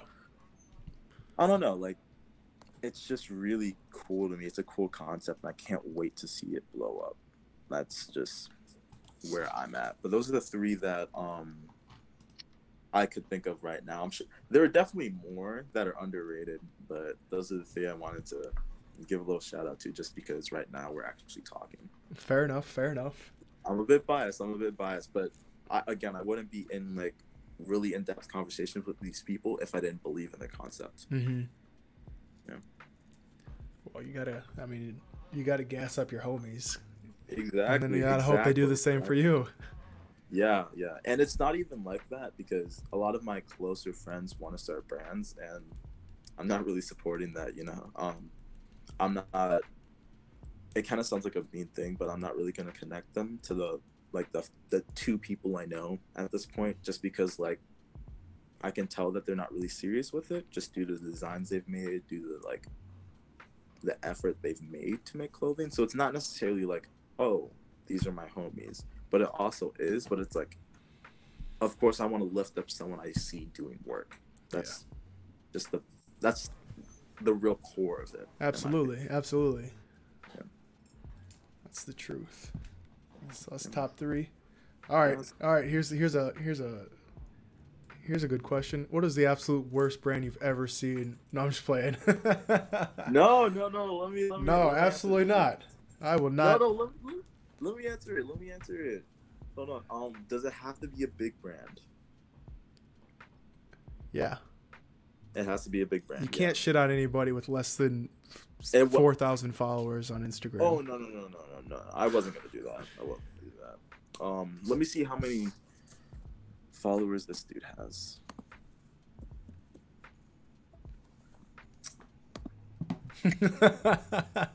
You knew it instantly. You're like, ding! I'm gonna talk some shit today. This is the horrible idea. No. You know why? No, you know why? Because then I'm like facilitating this negativity, right? Okay. We're not gonna do that. This is what I'm gonna do. I'm going to talk about the concept of this brand, and just kind of get at what I don't like. This is basically what I don't like about certain brands. I'm not gonna say a name at all. I think if you're printing, I think brands that rely on the fact that they're a name and don't have any respect for the people who are buying their stuff, those are the worst brands in my opinion. The people who charge $130 for a Gildan t-shirt, you know, that's what. And I'm not talking about V-Loan. I know all of you think I'm talking about V-Loan, but I'm not. But I just don't. I think that if you're relying on your name to sell clothing, I think that that's a very limiting place it puts you, and I think that that's just a bit disrespectful to the name that you have. Just because if people are following you, I feel like you should release the highest, not the highest quality, of course. Like no one can get the Supima 7-ounce t-shirt, you know, no one can get that. But I think if you're a brand, there should be some care put into it other than just flaunting your name around and knowing that that's what's going to sell your clothing. So what you're saying is you're very, very anti a certain brand. Well, it's not just a certain brand. Like, of course, I'm looking at this brand right now. I see its name. I'm not going to say it, but it's not a brand that many people know. So I'm not going to shit on it. Like, I'm just not going to do that. But hey, no, somebody just joined the chat. You know a guy named Eddie Marco? Eddie Marco. No, I don't think you don't know anybody named Eddie? I mean, if it's Eddie from it's Eddie. It's Eddie. Oh, hey, what's up, dude? Dude, you gotta get on. Like, you gotta get on YouTube so you can like throw some so you can actually see the chat. Okay. Let me see the chat. I'm sure I'm getting roasted. God, I actually don't want to look at the chat now. So, is it so what? Yeah, I mean, just go on YouTube and search for like "so what" and then 2 words. It hopefully shows up as like being live and all that. Okay. Oh boy. Oh, jeez. Please show up. That's what I'm like. Please show up. No, it's gonna show up. I see my name. Yeah, I see everything right now. How do I look at the chat? That's the problem. Okay, yeah. What's up? I run what if. All right. Hi Eddie. I hope everything's going well. I hope things are fine. I'm on live right now. It's dope. I like your brand. He said really you're top 3. He said, I said, what are your top 3? He said, this brand, that brand, and what if? Yeah. Vator, however you pronounce it, what if, and then lame. Yeah. All 3 dope brands. But yeah, I'm glad you're in this live. I'm gonna say what's up if you like left, but I'm just gonna say SUP. But yeah, this was wholesome. I like this. This is wholesome. I'm really happy about this interaction. I'm just really happy about it. Yeah, I didn't know his last name, but I knew it was Eddie. Yeah. Okay. Sharpie. Dang, you're right. Should have roasted him before he came. Yeah, I mean, no, your brand's sick, dude. Like, both of your brands are like dope. They're amazing. But yeah, Sharpie, please don't roast me. I have a very, very, very, very small ego. I cannot take it. I will shut my brand down if you say anything about it. It's not even started yet, dude. Yeah, I'll burn the t-shirts like that. All right. So August 19th, he's gonna be back. We're gonna have a roast session. The day after the launch. Yeah. Jeez, yeah, please. Yeah, don't do that. Oh, I don't think we'll do that. Yeah. We'll give it at least a month. You gotta wait at least a month for that shit. Give me a month so I have another t-shirt you can make fun of. Double damage. Fair enough. Yeah. Hey, put it in the calendars, folks. Yeah. September 19th. Yeah. 31 days. Yeah. Shit, man. I'm like, I can actually see you now. It's really weird because before, I'm seeing my laughing face and that's kind of it. But before, I was just kind of looking at my phone, and like it's kind of just your picture of you in the snapback. Oh. And now I can like actually see a moving face, and that's dope. Wait, I just realized you're Palumi. All right, Eddie. Oh man, this is like some love triangle type shit. Dude. Like first time face to face. This is our first time, man. Well, Jesus Christ. Yeah, I can actually see your face now though, so that's dope. No, Eddie's mad because he just got catfished. Yeah. I'm not a. Jeez. Yeah, I don't even think I really sent in a picture of myself, or I don't know if anyone did. I don't really have my name connected to Packus anymore. It's not really. I think it's in my bio, but I don't have pictures on my bio, so no one can really tell who I am. That mystery man behind the works.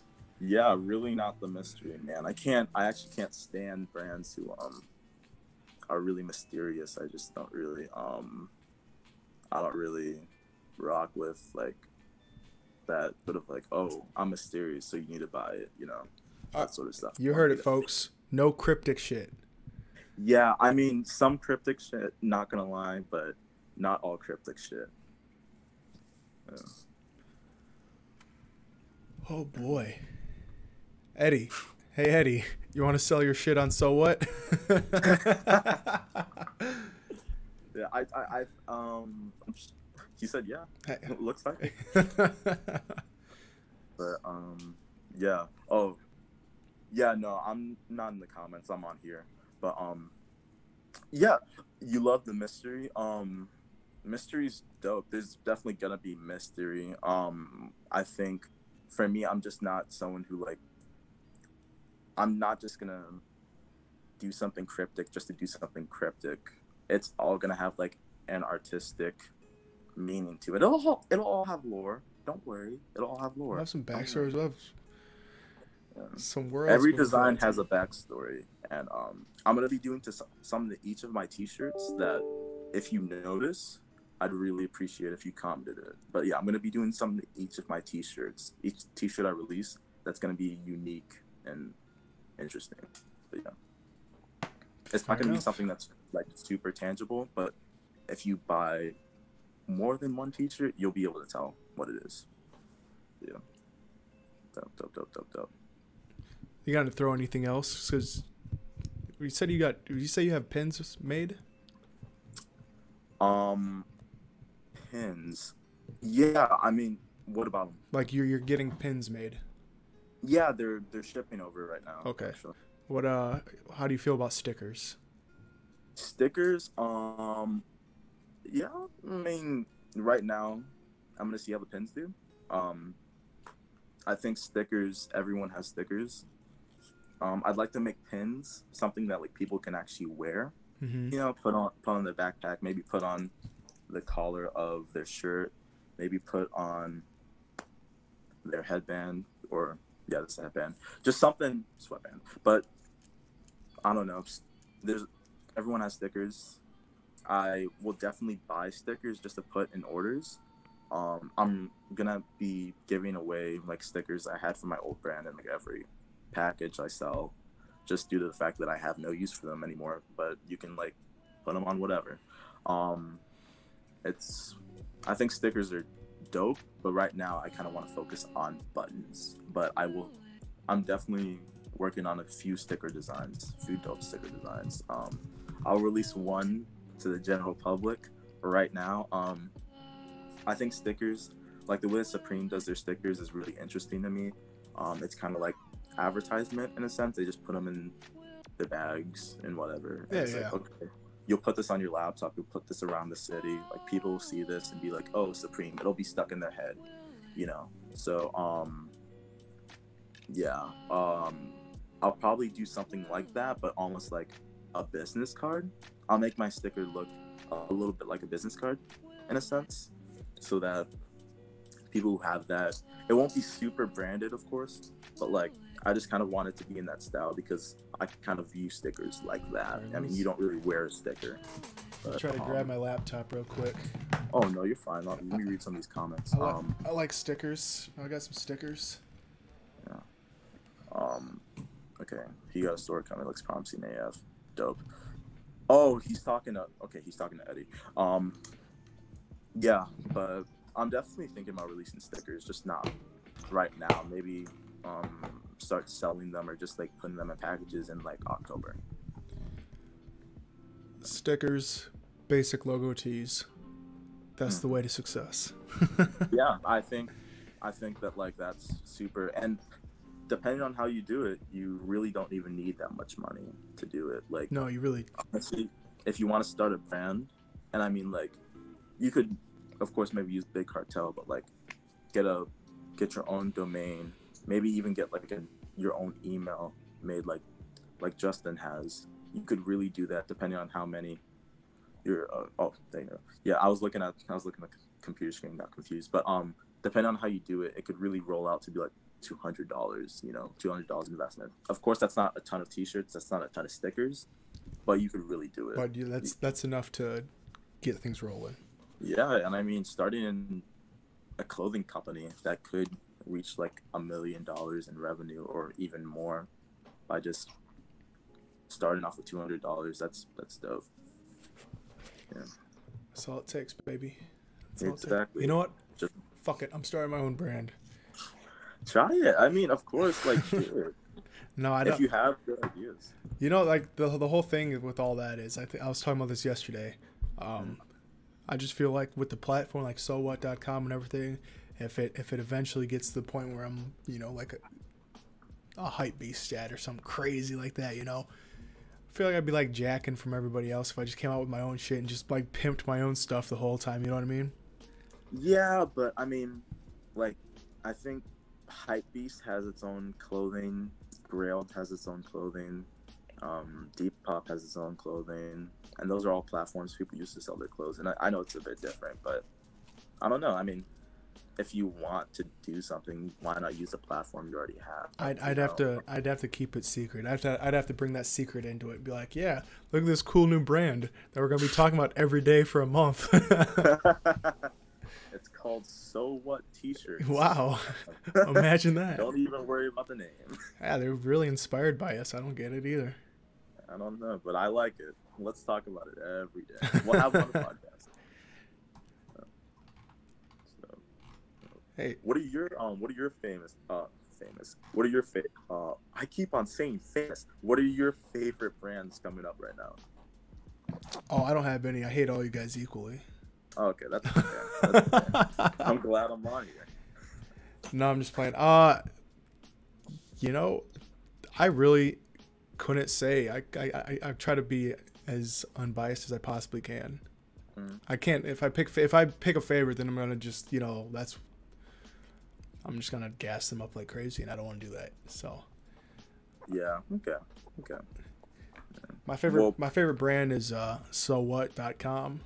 Hey, you know. Oh wow, my favorite brand is Bete Noire. Wow. Damn.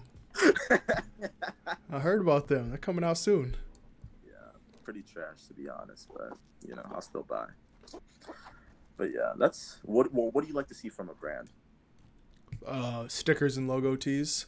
Okay, primarily. Well, like I said earlier, like I like all my shit, like all my clothes, like I got 3 hoodies that are hanging up right now over here on the wall that are just all black. Yeah. Because I just wear plain shit. So if a brand comes out with a logo tee, I'm more likely to get that than like a whole full like printed graphic, whatever. I mean, I have some pieces like that, but it's not. They're like for hanging out on a Saturday, like at home, not for I'm gonna go out or I'm gonna go do whatever. Yeah. So yeah, I actually just that made me laugh. I have this T-shirt. I cherish it. It's from the first streetwear brand I ever bought. It was called. Saying the name out loud really just. It's called Burp Attire, and I don't know. Wearing a T-shirt that has the words like burp on it isn't really like anything I want to do anymore. But, I mean, I don't know, it just kind of reminded me of that, like that shirt, just because I cherish it. I mean, it was my first little like jump into streetwear or whatever, and I like the shirt for what it is, and I like it now just because it was cheap. It was printed on Gildan. It still had like the little tag on it, just funny. Gotta cut that off. Yeah, didn't even cut it off, just printed it on there. But it was a decent blank, or maybe I've washed it so many times that it's just gotten soft. But fits me well still. And I don't know, it's like one of those T-shirts that I wear in the house, and that's it. Yeah, like I got. If people are coming to the house, I'm checking on the black hoodie, and that's kind of it. Yeah, I got a couple of shirts that are, you know, graphic tees that I just, you know, oh man, I'm hungover today, or I gotta do some housework or whatever. Yeah. Like, I'm not saying it's like they're scrub shirts. It's just like that's just not my style to go out rocking. If you have to get them messy, if there's potential to get them messy, wear them. You know, Yeah. that's how I feel about that What? shirt. Like if I'm cleaning, I'm gonna wear that shirt because, I mean, if I get it messy, it's kind of just gonna be one of those. Oh, okay. Yeah. You know, Like if like I did like a live stream of me like working on the website for 8 hours sitting here, I'd be in a graphic tee. yeah, yeah. I feel that. For me, it's usually like what's called loungewear Yeah. and stuff like Yeah. that. The reason why I'm wearing this is because I was gonna wear it Saturday and I never got a chance to, and I've had it for like a month and I haven't been able to wear it, so I had to wear it today. But yeah, I mean it's comfy, but yeah, like definitely whenever I'm working on stuff, I'm usually just in like a black hoodie or just something really durable and warm. And then if I get warm, underneath it is probably that burp tee or the other burp tee I bought. The other burp tee. Oh, there's multiple. Oh no, I bought over here belching and shit. I bought like 4 of the dude's items. I had a cardigan that, and it's a shame too. It's a shame because that cardigan was cheap. It was Cuttin sew, and it was nice. It was nice, and it just had the words burp on it. And like without it, I would still be wearing it to this day. Yeah. Without a doubt, I would still be wearing it. That's the worst part. But I'm trying to think what I can grab the shirt right now. It's right in the other room in the closet. yeah. But it was like a dog's mouth open, like almost like movie style. That's Fangs. Fangs. Fangs? Yes. Yeah. Is that the brand name or the name like of the drop? Okay, was the mouth really realistic? And yeah. Was it like a movie title you know what? underneath? You know what? I'm just gonna grab movie title. Yeah, all that.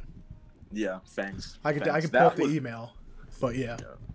That was dope. Let me see if I can find some items that are kind of like your graphic tees for me in a sense. But yeah, Fangs. I don't know much about the dude, but that job was really interesting. I just liked how hyper realistic it looked and how it kind of blended into the what's it called? The fabric. It just looked really cool. Yeah. Is this a shirt? No, this isn't. This is not a graphic t-shirt. I can't seem to find it. I'm finding my graphic tees. Oh, funny story. I bought a Bete t-shirt for my ex, and once we broke up, I had to get that back. It was way too much money for me to. You had to get it back. You know how expensive Bete is, especially those t-shirts. Ridiculous. But yeah, I can't find it. But yeah, that's what I'd probably be in. But yeah, sorry. I'm gonna read these comments if you don't mind. Oh yeah, go ahead. I'm gonna grab that shirt real quick for the people that don't know about it. Yeah, dope. I think they're really just like talking about.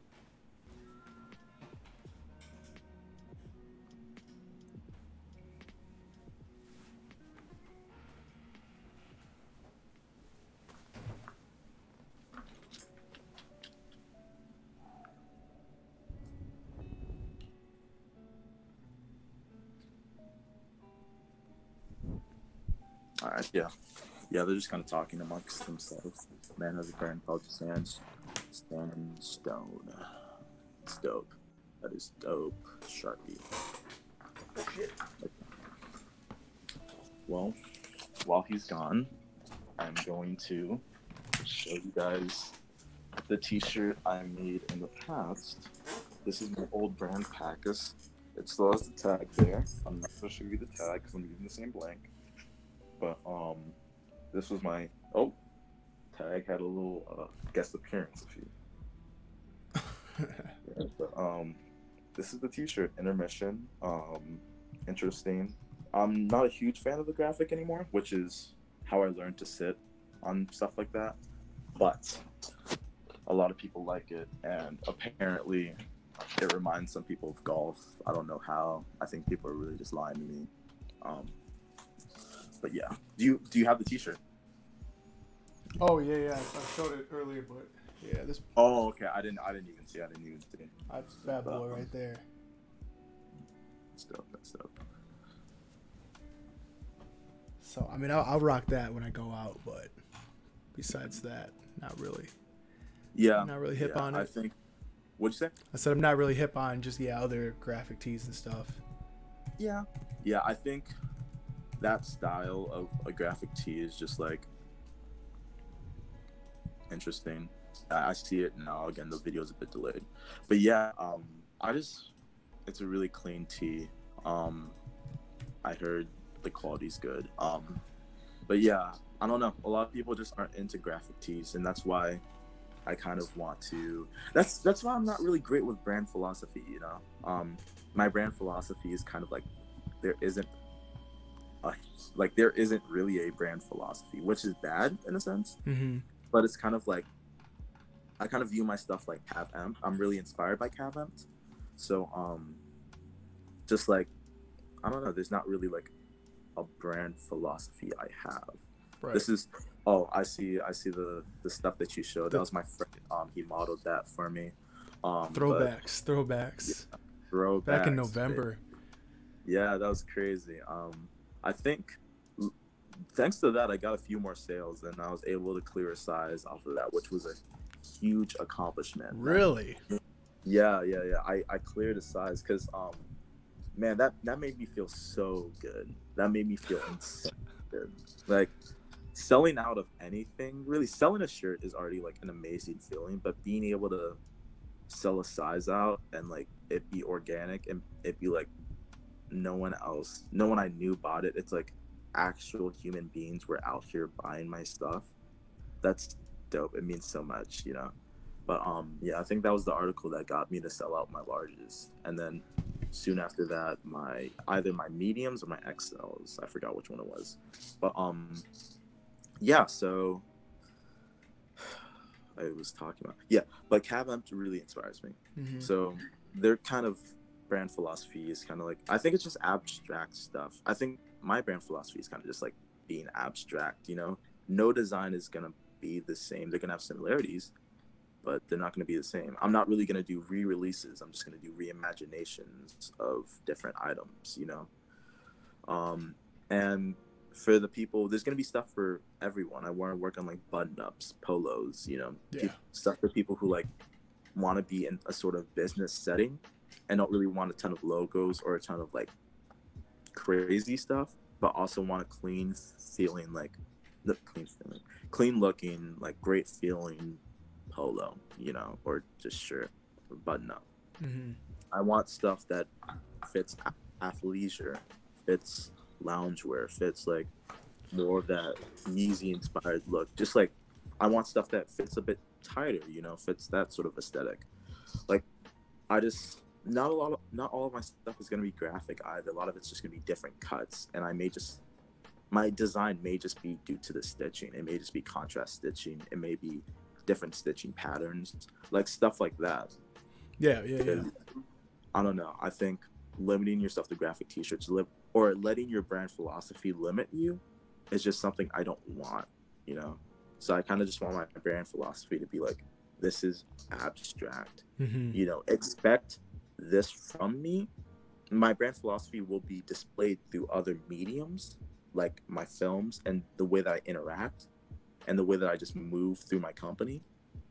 Like one part of my brand philosophy, again, not going to do many restocks or re-releases. Like if an item gets really popping, I'm probably just going to reimagine it until like I'm kind of bored with it or I think I'm overdoing it. I'm kind of just doing it for the cash at this point, that I'll just leave it and stop it. You know, that's just how I view it. Mm-hmm. But yeah, like that's the ways that I want to show my brand philosophy. Other ways, I don't know, like it's gonna be abstract, so expect something abstract. Expect something that isn't gonna be the same as it was last month. Yeah, just that new shit. Add some little new flavor on it. Exactly.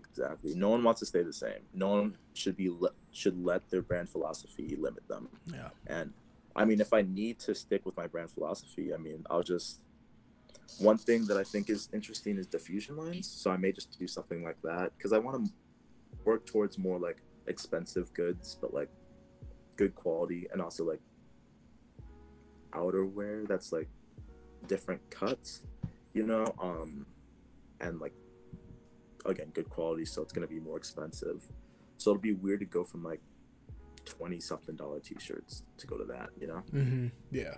All that sort of stuff. Well, I think at that point when you get to that level, it's like you got to do kind of with like how Ralph Lauren has like the polo and then like the purple label and yeah, just exactly. have it's all under the same name, the umbrella, and then you have, you know, graphic tees over here, button downs over here. Yeah. Is it called Fucked? Is it Fucked? Fuct. Yeah, I think so. Brand Fucked. All right, they have their diffusion line that not everyone knows about. It's called SSDD. Have you heard of it? Absolutely not. Yeah, it's same shit, different day, but it's just diffusion line for like. I think they just do better goods. It's all produced in, not Jamaica, Japan, and it's just better quality stuff. I think that's interesting. Maybe I'd just do something like that, but you know. We got options. There's so many different routes to take. Like, yeah. Especially when you just start off and you have like ideas and ideas. Like that's like with the website. Like I get off here and then I like work on it a little bit and then I lay down and I just think like, man, 4 years, like this is gonna happen, or I'm gonna do this tomorrow, or this and that and the other. I'm just like, I just gotta it's such a freedom to be able to, yeah, that's it, yeah, fuck. But it's such a freedom to be able to create in like such a small space, just due to the fact that like you don't have all these like profit margins that you have to meet, and like it's not like, oh, if I don't do this I'm gonna lose this many people, because right now it's like, who do you even have, you know? Yeah, like you're at the point, even when you start making sales and start getting consistent, you can still deviate, not completely 180, but you can still go a couple degrees and see how people react to it. You can take risks. Yeah, absolutely. This is the perfect time to take risks, you know. But yeah, I mean, I don't know. It's just, it's a dope time to have a brand at this stage, you know. I don't know. I think it's cool. Yeah, and like, what's that, the proverb or old saying, like the best time to plant a tree was 20 years ago, the second best time is today, or something like that. Yeah. And how, yeah, if you started a brand 20 years ago, it would be, you know, popping or whatever. But, you know, if you wait, like you're waiting for nothing. It's just like when I did like the best brands 2018 post, I like was so hesitant on like hitting publish. And I was just sitting there like, dude, I'm nervous. And then I did, and it was like well received, and like traffic just went crazy for a few months. It still does it's the most viewed thing on the website at this point.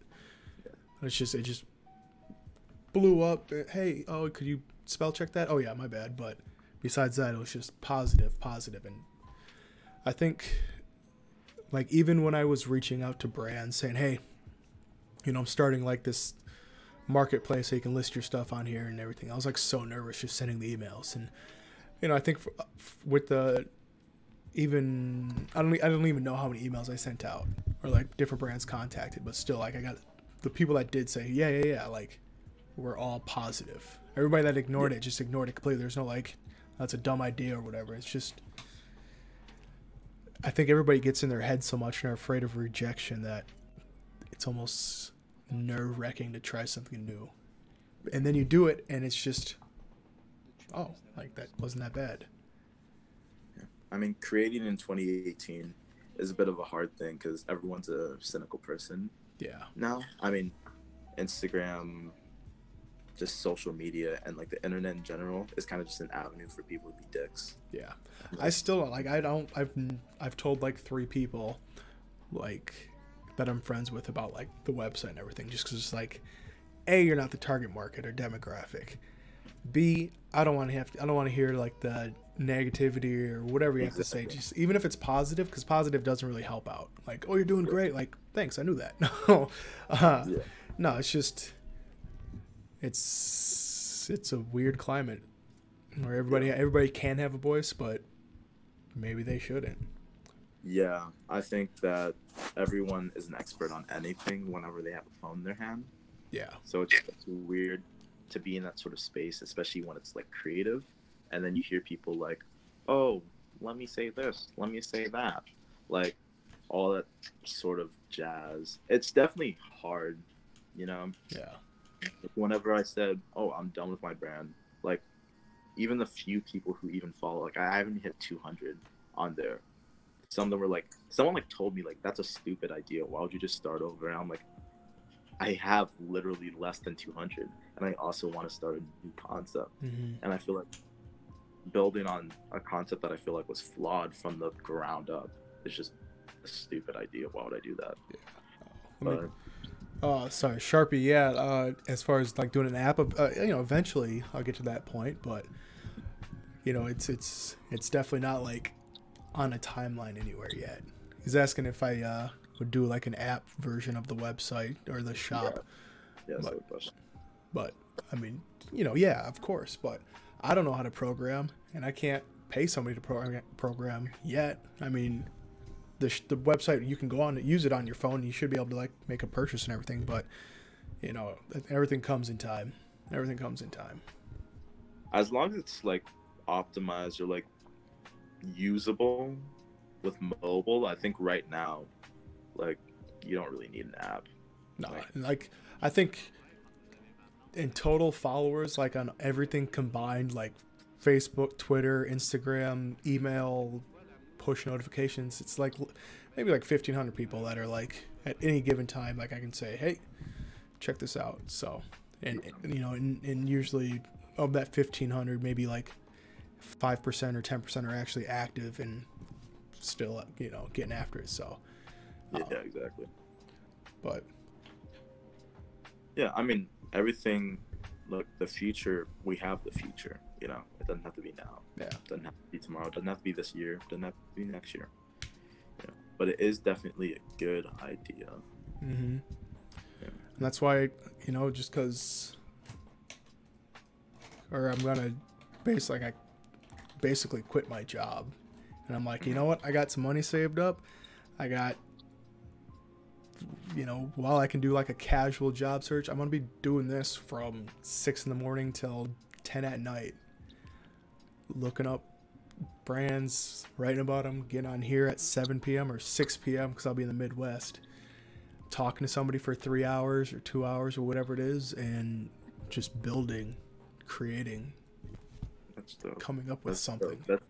That's so motivating. That's so refreshing to hear, I think everyone wants to say, oh, I'm doing everything I can, but like that's like actually like holy shit, like 15 hours just like devoted to this, Dude, I think that's ambitious. That's what I gotta do though. Like it's either make it or don't. And I take it back. I'll work on this from like noon to like 10 o'clock at night, in the morning, or like still I'll be like doing other things in between that. But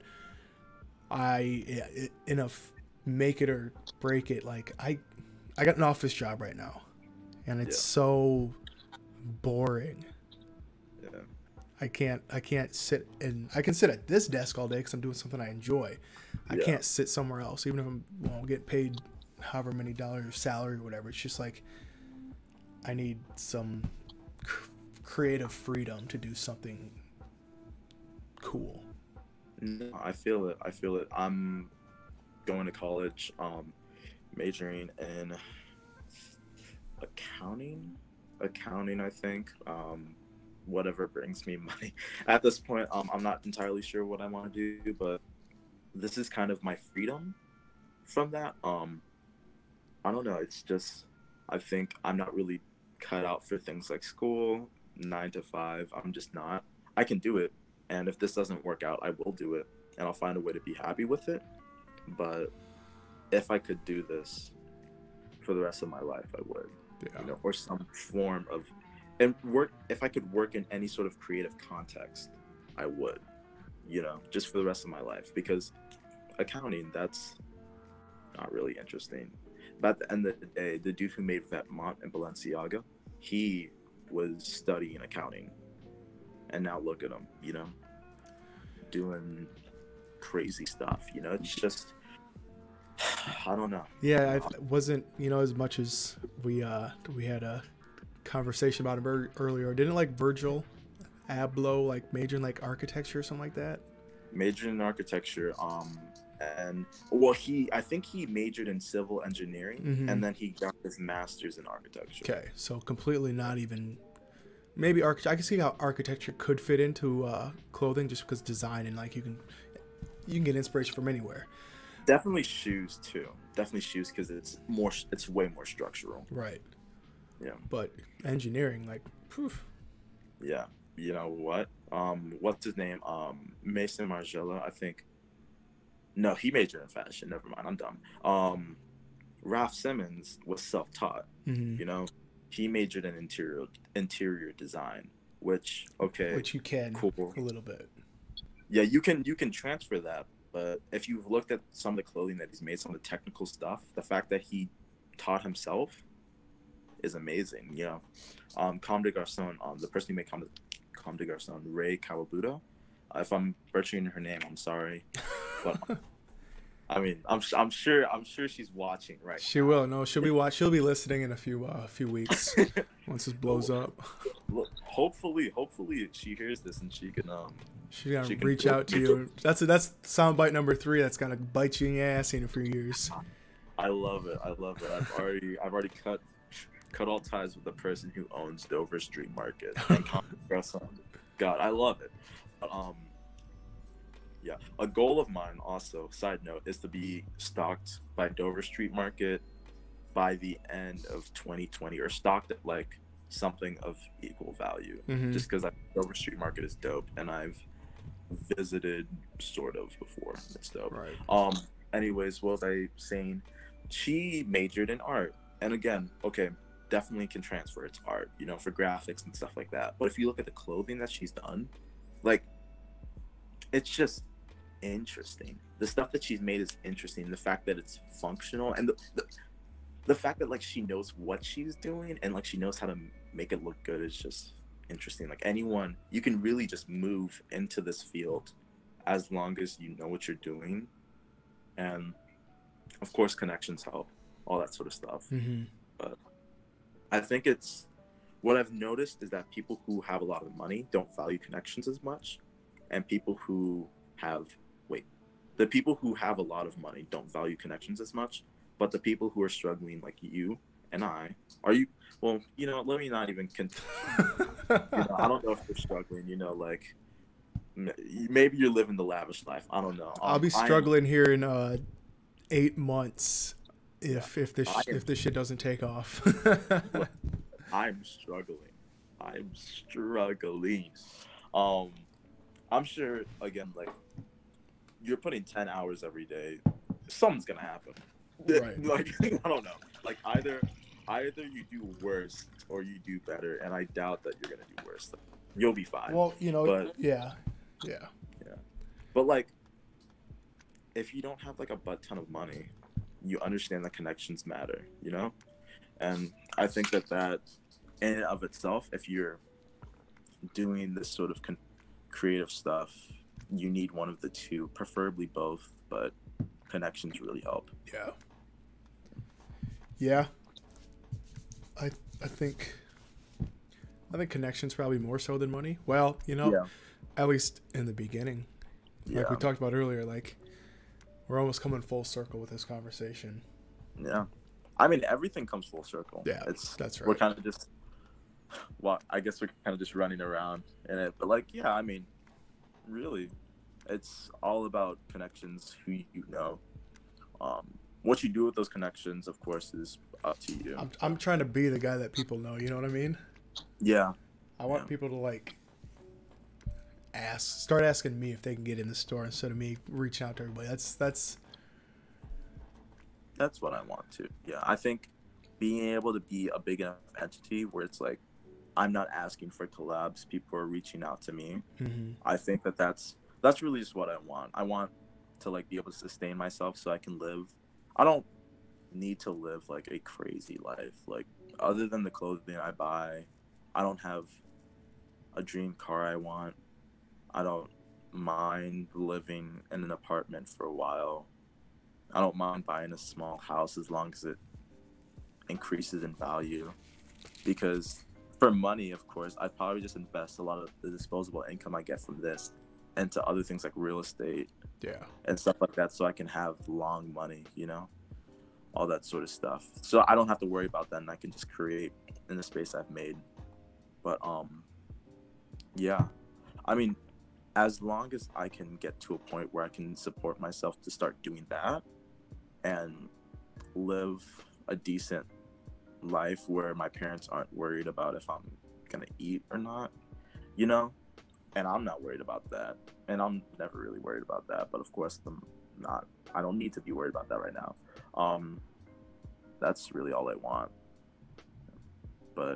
And then of course with that, I think when I'm at that level, the other things come, like people asking to collab with me, and then me being able to choose, me being able to choose what I want instead of just having kind of just a plate of stuff, and it's like, all right, well, I need all of it. Mm-hmm.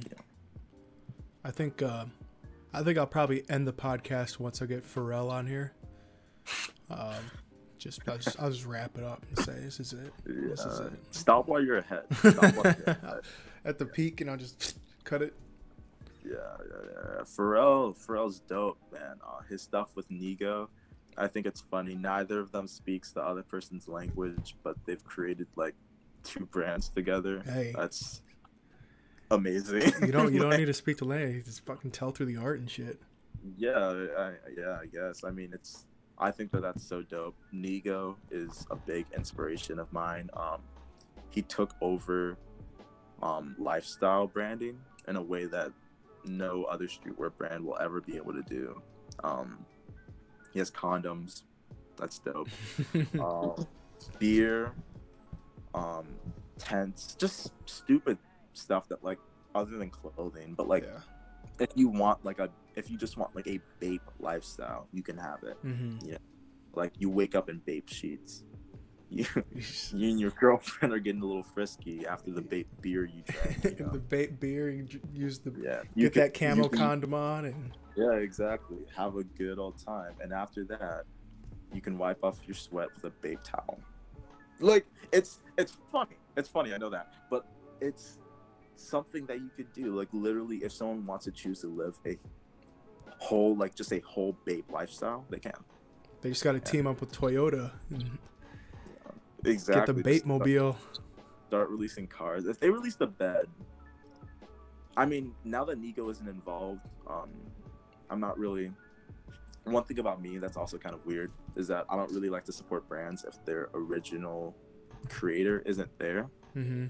Just because, like, Balenciaga, I could never really buy any of this stuff just because I feel like the dude who made Balenciaga would probably be rolling in his grave if he saw what Demna was doing to his brand.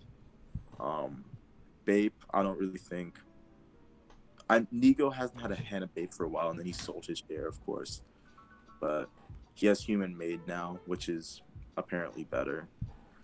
But yeah, I don't really support brands that don't have their original creators. But I was going somewhere with that. Yeah, but he took over lifestyle. It's just dope. It's cool to be able to see that. Jun Takahashi, the creator of Undercover, mm-hmm. the fact that he's like relevant in general is just cool. I think that his stuff is starting to get on trend, which kind of sucks just because I actually like it. You got to blame Reggie Casual for that. Yeah, Reggie's been doing crazy stuff recently. Like, I don't know, like I've been watching his videos for so long, but like I was right when I'm like, okay, I'm actually messing with this because I found all these proxy sites so I could buy stuff for cheaper. Mm-hmm. Now it's trending. And I'm not one of those people who's like, oh, if it's trending, I can't partake in it. I'm still gonna wear the fake jeans, but it's always just like, I don't know. I always have a little bit of a fear that like maybe I just like it because it's trending, but I don't know if it's really that. Because I do like what June does. I think some of the stuff is a bit gimmicky, and like I feel like if you saw it at Hot Topic, you wouldn't really give it another plants, but just because it has undercover in the tag, you buy it. Like some of his t-shirts, some of his graphics that are just like text are just like whatever. I don't know. I'm not inspired by this at all. It kind of just looks like something you'd find at like Hollister. Like, undercover. No offense to June. Like I love a lot of his like more cut and sew stuff, but like some of his graphic tees, I'm just like, I don't know, whatever. It's like, damn. Yeah. I'm being very honest. And I don't mean any of this in a bad way. Virgil, I appreciate you're doing something. And you're, again, first Black creative director at Louis Vuitton. That is huge. Congratulations to you. It took some work to get there. Of course, I said all that other stuff, but it took some work to get there. And I admire it. And then June, I mean, again, one of my biggest inspirations, you know, that's just one thing that I have a gripe with, but it's not really about him. I think it's just about like culture in general. Like I feel like people would just buy undercover, even though if they saw the design somewhere else, they wouldn't buy it. That's not anything about him. But yeah, he's a big inspiration to me. Who else do I really like? Skate Thing is interesting. He's a bit mysterious, but whatever, you know. I think Cav Empt is really impressive. Their site is built by the same dude who built Supreme's site, and it's just everything that they do is very abstract and different. Yeah, you know, it's a different take. You won't find. That's just one thing I love about Cav Empt. Like, you won't find those designs anywhere else. You know, you won't find a brand that has designs like that anywhere else. You know, they don't use the same elements. They just do interesting stuff. I think Dries is interesting. I like Dries. I was gonna say Gosha. I watched his spring summer 2016 fashion show. That was the first fashion show I think I've seen, and that cemented like I gotta do this. Not even because the clothes were super inspirational, but it just, the show was so interesting to me. I loved it so much. Raf Simons, I don't even like Raf Simons that much, but the fact that he's self-taught is interesting. He has very iconic collections, like Virginia Creeper, which is like, let me not say anything more about Virgil, but Virginia Creeper's just dope. Like Raf Simons, I wouldn't buy a ton of his stuff, but he's doing his thing and God bless him for it, you know. But yeah, I mean, all these people are very influential and like inspirational to me. I want to like start looking into more low-key designers though, and like really appreciating their stuff. I guess like Skate Thing is like really the only one who's like low-key, but like not really low-key. Expert Horror is interesting. They're housed by Dover Street Market, and I don't even think they have like 10,000 followers, which is really interesting. But I think I love Expert Horror. Their little aesthetic is cool. Yeah, I wish I knew more about the brand. I can't really find a ton of stuff on the internet about it, but yeah, I mean, those are some really dope brands, and they really inspire me. I don't even know if you gave me the opportunity to talk about these brands, but I wanted to. We listened. We all listened. Yeah. That's funny. I don't even have like favorite brands. Yeah. I really like. I'm just trying to like look. Like I got a big old stack of clothes right there, and just like sweatpants, gym shorts. Yeah. I mean, I guess I don't know. one of the not really high fashion brand, streetwear brand, not exactly up to like, you know, being on Hypebeast every week, but also they have their own store in LA on Fairfax, I think. CLSC. That's like those two hats that I got, like the only two hats I have. Okay. You said CLSE. I'll pull it up on here. It's CLSC, Charlie Lima, something Charlie. Okay, so yeah, like for whatever reason, I just got like this thing for where's this hat? Like, I got a thing for hats that are like mocks of old cigarette brands or like parodies. Mm-hmm. That's my thing right now. So like, okay, yeah, like I was saying like earlier, like my clothes and shoes are all pretty boring. Like plain shirt, jeans or chinos or sweats, either Converse or Vans. Well, then I got, you know, a cool hat, and and then I don't know. They just sometimes this brand just puts out some cool shit. Like a lot of it I really don't fuck with, but like this Training Day shirt. Like Training Day is one of my favorite movies of all time. Mm-hmm. So I just like, all right, I gotta get that.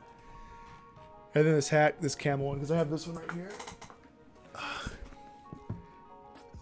It says "Making It Happen," and it's like, you know, the marble red font. I was like, all right, that's kind of cool. I think that hat was like free also.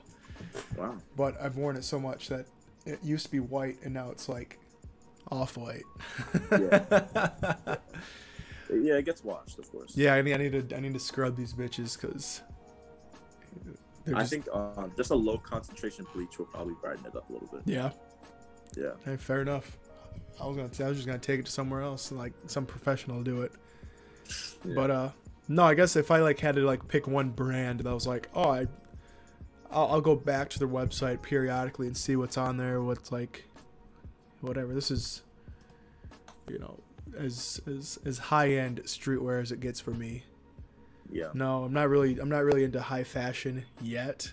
Maybe someday, but I just, maybe this is a weird way of thinking, but shit, I'm not gonna buy it, so why even look, you know?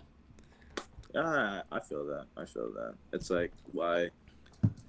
I kind of feel that in the sense, like, whenever I look at expensive clothing, it's almost like I'm on a diet and, like, I'm just looking at burgers. Mm-hmm. It's like, why would I even do that, you know? Because you're on the wrong diet.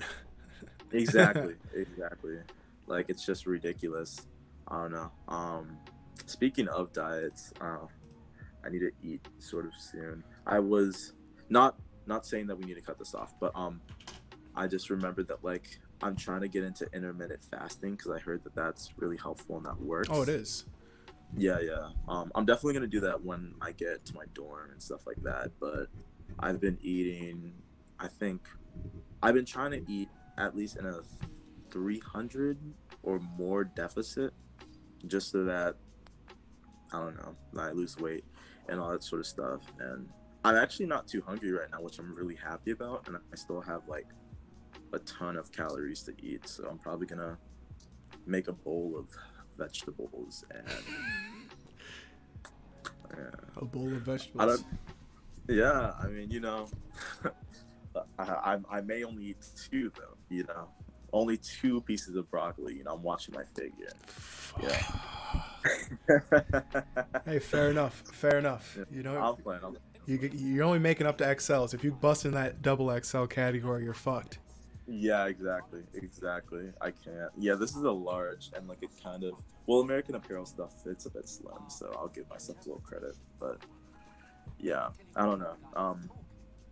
I'm just trying to lose a bit more weight. My proportions are a bit weird, where my waist is like a 31, 32, but my legs are like a 34, just due to the fact that I squatted all the time in high school, and like I sprinted and all that sort of stuff. So jeans, it's dead for jeans.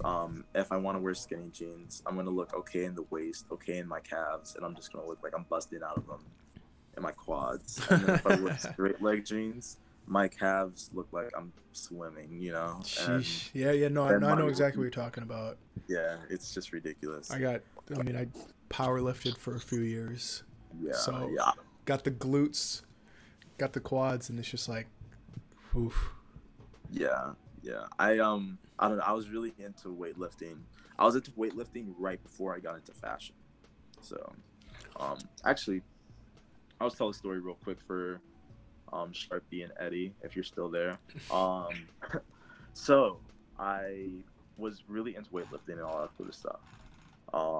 I pretty much devoted a lot of like my time to it, but I wasn't really wearing the stuff that a lot of people liked, and people were saying stuff because for me, I was like, okay, I lift weights, people are gonna, the girls are gonna come, all that sort of stuff, but that didn't happen, so people were like, why are you wearing that? Why are you wearing this? So I was like, okay, obviously my style isn't great, so let me spice it up a little bit. So I bought a few nice little pieces that I don't really wear too much now. I wear the jeans I bought, but actually, I still wear some of those pieces, but a lot of them are like, those things that stoners will wear, like it's called a drug rug, but it's like a poncho, but Oh it's like yeah, and kind like of a weird. with the Yeah, designs all across. Yeah.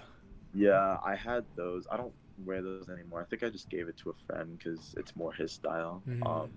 But yeah, I just don't. I was wearing those, but I didn't know how to style them. And then this girl, shout out Nora. Nora, if you ever see this, shout out you. If this brand ever blows up, I will send you something for free, a one of one. Ooh. But yeah, okay, Sharpie's here. Hey, it's me. It's It's me. I'm Nora. Hello. Hey, it's me, your Uh, girl Nora. oh man, I mean, you'll get no, definitely. Everyone who supports me in the beginning gets something for free. Like that's just a given. But what am I trying to say? Yeah, Nora, she like was like, okay, you need to wear stuff like this and this and this. It wasn't necessarily stuff like this, but it was like style your pieces better because I had nice stuff, but I didn't know how to style it. But I started like looking into it myself, so I'd like pin roll my jeans a little bit, Hmm. and I didn't know what I was doing really pin rolling. I was just kind of like, okay, I'm more of a problem solver. I like to solve problems, so I was like, I don't like the way my jeans puddle against my shoes, and I was like, okay, let me cuff them, but the cuff makes them look like baggy and Yeah, kind it's of like like that. yeah. Yeah, so let me like have them be a taper because I didn't have joggers, but I liked the way they looked. So I just kind of did the same thing to my pants. Like the legs would have a little bit of room, but then at the calves, it would be, whatever. So it would be tighter. So I would do that, and I didn't even realize I was pin rolling. And I was like, oh, that makes me look taller. Would it make me look taller if I wore no-show socks? Tried stuff like that. It worked. All that sort of stuff. But I wasn't really satisfied with all the clothes I had, so I bought, like, I had not a huge haul, but I had like a good bit of a haul, and I looked up like some outfit focused around this denim jacket, and this is where the story gets real, real good. But it was a denim jacket. It was my mom's denim jacket, and she is smaller than me, and I was much more like built back then, at least in the chest.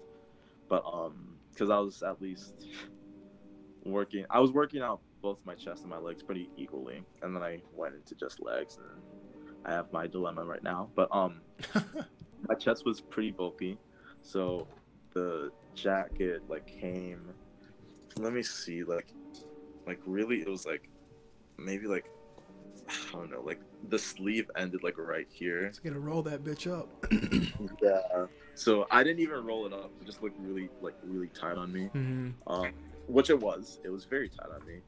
But I had my dad's denim jacket there too, and it looked better. I don't know why I wore it. I didn't wear it. I think it was because of the piping. But not piping, the liner. But I found a V-neck, threw that on, some really tight, like skin tight jeans. Like it was pretty much leggings. But whatever. I threw those on, and I threw on some runners, and I went to school. And the first thing anyone said was like, why are your pants so tight? So I kind of just like hid. I hid. Oh fudge. Yeah. I hid for like the first few hours, and then people started noticing me. They're like, dang, your style got much better. And I was like, really? Like now if I look back on it, it looked bad, but people were really encouraging. And that feeling, I'd never gotten that feeling from like, I got that feeling from working out and people being like, oh dang, like you got big, and like being able to have a good body always feels great. But like, I don't know, something about like being complimented for my style was it was just a feeling I'd never felt before, and I didn't want it to end. Mm-hmm. And then I started like moving into stuff that was more my style. I started finding my style through YouTube and stuff like that.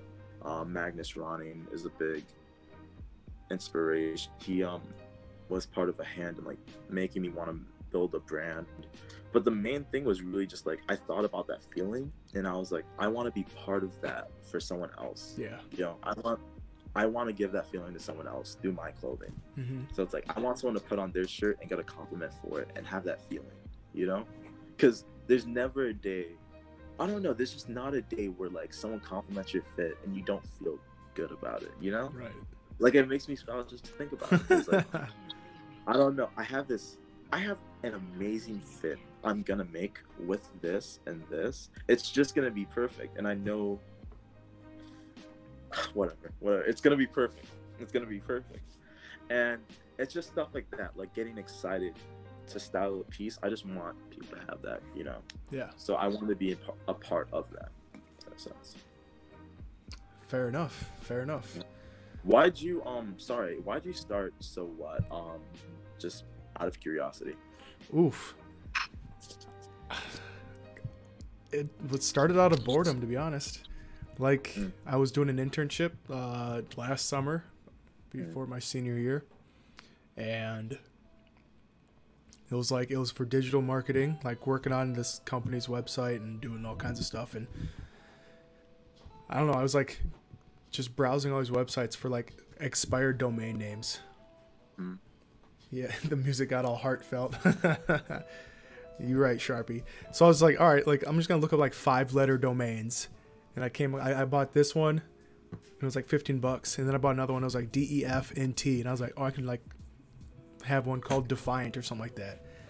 But I don't know. I just like built this out, and I was like, what are some like, I don't know, like what am I into right now? And I was like, oh, like, well, streetwear is cool. Like I'm on this like the startup subreddit, and like no one else is like talking about these brands at all.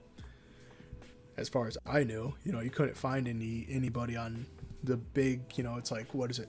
Hype Beast, Heist, Snobiety, and fucking Complex. That's about it as far as streetwear fashion goes. It's like for the big three. There might be more that I just can't think of. So I was like, you know, I'll do it for the little guys. So that's basically it. At first, I had a bunch of like really long, like just junky articles created. Like top 10 streetwear shoes. So like when people search for shit like that, they'll come to the website. Yeah. And then August 1st, 2017, I wrote the first one of Bittersweet, out of New Zealand. Wrote about his brand, then I wrote about Vivid Essence, and then just kind of yeah, those two brands are dope. Yeah. Oh God. Never mind. Go. But no. I mean that's about it. You know, I wrote about them, and then wrote about some other brands. I had hired a writer to start writing for it also. So she was like, I told her how to like, here, this is what I want. She's better than me, but I don't know, like I haven't talked to her since like April. I don't know what the hell happened to her. Yeah. But you know, she'd be jamming articles, and then I like dropped that best brands of 2018, and that got a lot of traffic and a lot of people like, whoa, like dope. And I mean, and then today, and I'm like, you know what? I probably like spent like $1,500 to $2,000 on the website, like between just the website itself, like hiring writers, doing like buying shit for the website, like themes, like WordPress themes and WordPress plugins, and I think in total I've made like $54, maybe $60 from it.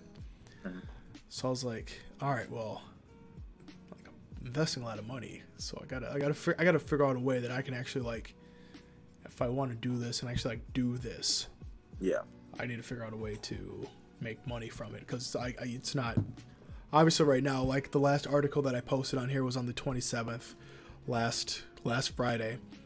Yeah. And you know, between going to work right now, getting off at 5, coming home, trying to relax for a second, then hop on here at 7, and then run this until, well, it's 9:30 now, so we've been at this for 2.5 hours, almost 2.5 hours.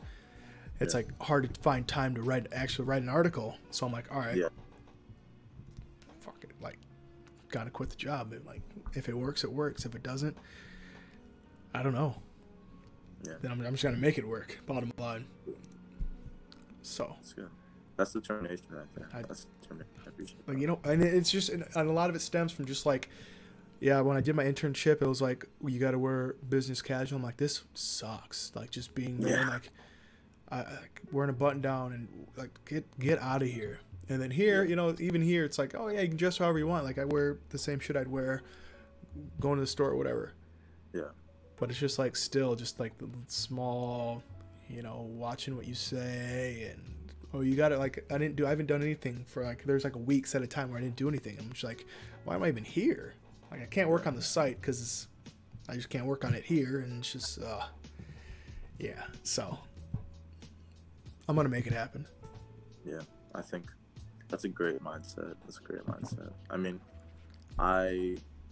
for whatever it's worth, if any design ever blows up, you know, if anything ever happens, you know, of course, you'll be my first person I will call just for stuff like that, just because, I don't know, I want everyone to grow. I think, like, this time period for smaller brands, like, I just see your thing blowing up. I see my thing blowing up. Mm-hmm. I see Lame blowing up. I see What If blowing up. I see Vator.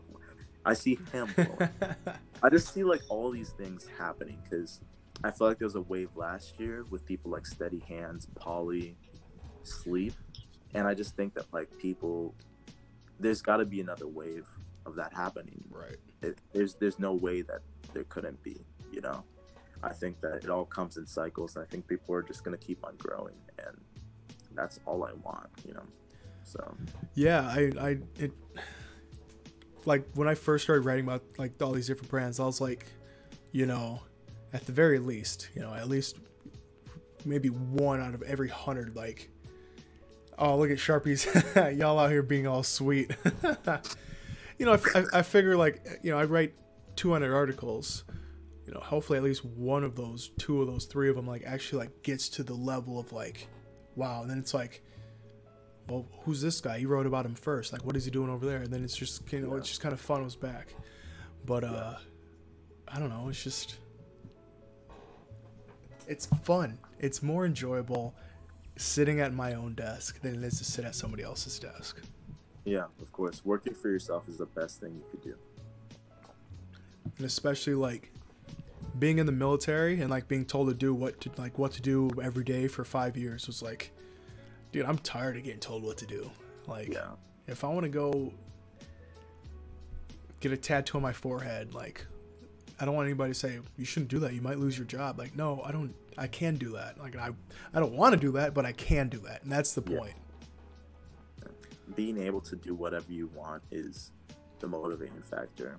That's what I want at the end of the day, you know. I mean, again, that's why, like, the design, the American dream is alive. I just think that it means so much to me. Like, I think there are different variations of that dream, and I just don't really mess with a lot of them. Like, go to college, do really good in college, get a good job, pay off your debt, get a house, pay off that house, die. Work, die. You know, like, retire with, you know, a few years of barely sustenance in your savings, and then die, you know? Yeah. I'd rather give up a few dozen weekends now. Yeah. Than, like, give up, like, years. Yeah. Like, best case scenario, like, best worst case scenario would be, like, somebody buying the website for enough money where I can just do whatever the fuck I want. Like, that's not what I'm shooting for, but that would probably, that I'd totally, like, be down for that. You know what I mean? Yeah. I want to just keep doing it, you know, whatever. But, you know, if there's this, I say, hey, you know, money's money. Yeah, it's like, fuck, dude. Then I can start another one, you know. Oh, I can't. I don't know. I'll figure something out, you know, because I don't know. Just figure something out. Yeah, from an artistic standpoint, I don't know if I'd sell my brand. It would just depend on where I'm at, in a sense. Yeah. Like, if I am perfectly fine without selling it, I probably won't. Well, who knows? Maybe perfectly fine. If I'm at a point where I just have so much money that, like, it's like, why would I sell it? I won't. Just due to the fact that I think artistically, if I lose interest in something, I don't want someone else jacking their own vision on it Mm-hmm. and then putting a bad. And then when they end it or they pass it around, they put a bad taste in the consumer's mouth, and everyone forgets that the brand used to be good. That's my only fear, and it may be irrational, but that's just my only fear. But if I'm at a point where like the offer's good enough and like that gives me like an avenue to just be like, oh, I don't need to work ever again. Fuck it. Yeah. But I don't think I could ever get to the point where I just don't want to work. Like, I mean, if I was like, all right, here's this much money, you don't have to like do anything anymore. I'd play RuneScape all day or just something just silly. Yeah. Like I'd stream it, be like, hey, this is what I do now. Yeah. I think at the end of the day, I'd probably, if I still did something with fashion, because of course, with all these different mediums that I want to include in my brand, I want to be able to, if I choose to end the brand, move into these things like film, of course, and all that sort of stuff. But I don't know, even if I sold it for that sort of money, I'd still work in a sense. I just wouldn't work for that brand, or maybe not even make another brand. I'd probably just do consulting, or just have a hand in brands I really appreciate, and just be like, I don't know, not maybe a backseat driver, but just an invisible face in fashion, right, in a sense. Like, wouldn't be seen anymore, but I'd still be doing stuff because I'm someone who can't really just sit there and not do anything. I don't know, I want to feel progress in my life, and I want to feel something like tangible in a sense, just like some tangible success from what I'm doing.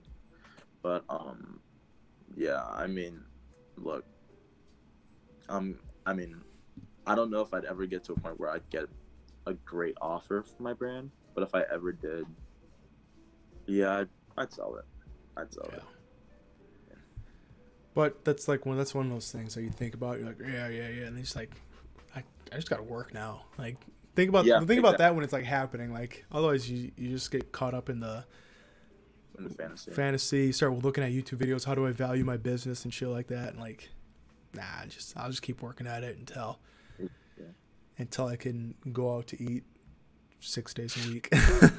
Yeah. I think, yeah. Also, speaking of that, a lot of people don't get the fact that, a lot of people are all in with this sort of stuff. Like, I know that my friends call me cheap because I won't eat out at a place that like costs me too much money. Yeah.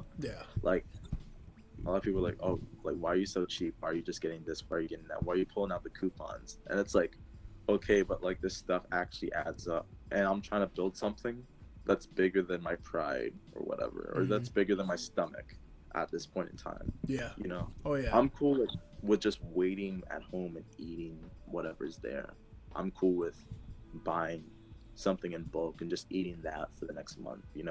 Word. That's just how I operate. I'm not someone who like needs, I don't know, I think that my concept is bigger than myself and bigger than my wants in the moment, because I know this concept and this brand that I want to build, it's gonna provide me more happiness than anything else ever could. But yeah, some people don't get it. They don't, in a I know everyone says this, but they don't see the vision. I don't see the vision. Well, that's why I don't even talk about the vision. I just keep it to myself. I go, and I was seeing this girl for a while, and she'd be like, well, I moved out here, we're still talking a little bit. And she's like, what are you doing this weekend? I'm like, just working on my shit.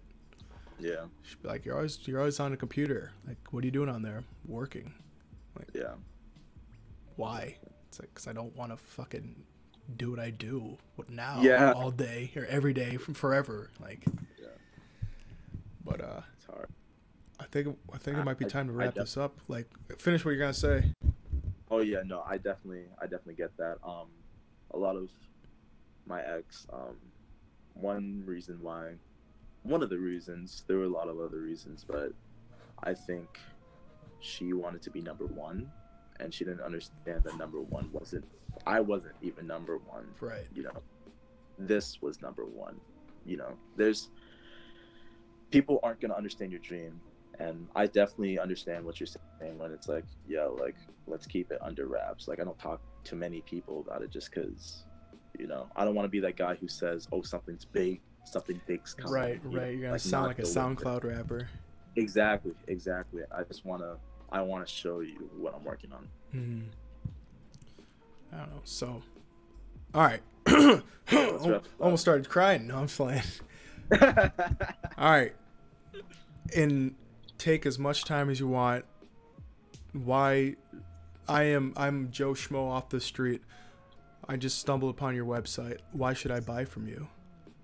Okay, so basically just buy from me because Bete Noire is gonna be more of like a community. You know, I want it to feel like a community. I want it not to feel like this faceless entity that's selling you clothing and that's the end of the interaction. You know, I want to see fit pics. I want to have fit battles with the clothing. I want you to wear the clothing, feel the fabrics, feel the different cuts, see the stitching, see the design, and actually like feel something. I want everyone to get an emotion invoked out of it. I want you to know that everything I release isn't just for profit margins. Of course that's important, and that's important now, but I'm releasing what I want because why would I release something else? This is my avenue out of 9 to 5, Monday to Friday, all that sort of bullshit. This is my avenue out of 16 or how many credit hours I'm taking this semester. Yeah. This is my avenue out of all the years of people telling me what to do. This is, I know who I am, and my clothing is going to represent that, basically. And I think if you understand that mentality, you understand the mentality of being an individual and not letting anyone tell you what to do, not letting anyone's ideas shape you, no matter how controversial you believe your ideas are. Well, whatever. If you want to believe the moon doesn't exist, you know, that you want to think the moon landing didn't happen, you know, I don't know about that. That's not something I believe. But at the end of the day, if you have ideas and you have ideas that people are doubting, of course, I'm not saying being ignorant is something that you need to do. Of course, do your research. But at the end of the day, I think if you're someone who has ideas and people put them down, I think that shows how much of a person you are, how much of like an individual you are, just not letting the system get at your head, you know? Mm-hmm. And I guess this is less about my brand or less about the clothing, just more about the idea of Bete Noire. Like Bete Noire is kind of like a two thing. Like, are you a detestable person? Do you detest yourself? Do you detest other people? Do other people detest you? Are you that black beast? Are you that black beast who's gonna rip the veil of all this bullshit that's happening? You know, what is Bete Noire? What is Bete Noire to you? To me, I don't have a definition to it. The people who buy it give the definition to it. So there's gonna be clothing, there's gonna be films, there's gonna be other mediums. I'm gonna be sponsoring stuff. There's gonna be skate videos. I'm just providing what I believe and the life that I lead and the life that I want to live. And I'm providing a lens into that and into my heart and into who I am. So it's not my personal brand. Palumio Gunro is not the brand, but is the most raw, true form of me, and not in the sense of, oh, this is life through my eyes. This is just me in the full. I live in my head a lot, and a lot of thoughts I'm not able to filter out. So it's just your way of being able to hear what's all the voices that go in my head, not in a schizophrenic way, but just in a way that you understand my thoughts on a deeper level than anyone can really portray through words. And that's really it. Website will be up August 18th, or my stuff will be on So What site. Pop up is August 10th. I'll have a picture up tomorrow. I want to drop a video by the end of this week. It may not happen just due to the fact that I have my internship. I am working on a one-of-one for another guy, so I need to work on that and prioritize that. But I love you all. Thank you if you even watched this. You know, that's really interesting and cool to me. DM me if you ever want to talk. Bete Noire, BETENOIRE. There you go. _US. And just DM me if you watch this. DM me if you have any questions. I'm not that big. I'm not like a crazy dude. Like, just I'm not at a level where I can't imagine looking at anyone's DMs. I want to hear from everyone. Word, you heard it here, folks. Yeah. Sorry if that wasn't a great pitch, but that's literally just me. So get used to it. Oh. Not a bad way, please. All right, folks. I appreciate everybody for joining us. Thank you for having me. Oh, I appreciate you being here, man. I don't even know who's gonna be on tomorrow. I gotta search through DMs and messages and see who's coming up next. So, all right, I'm gonna end this. So, so long, folks. All right, I'll DM you.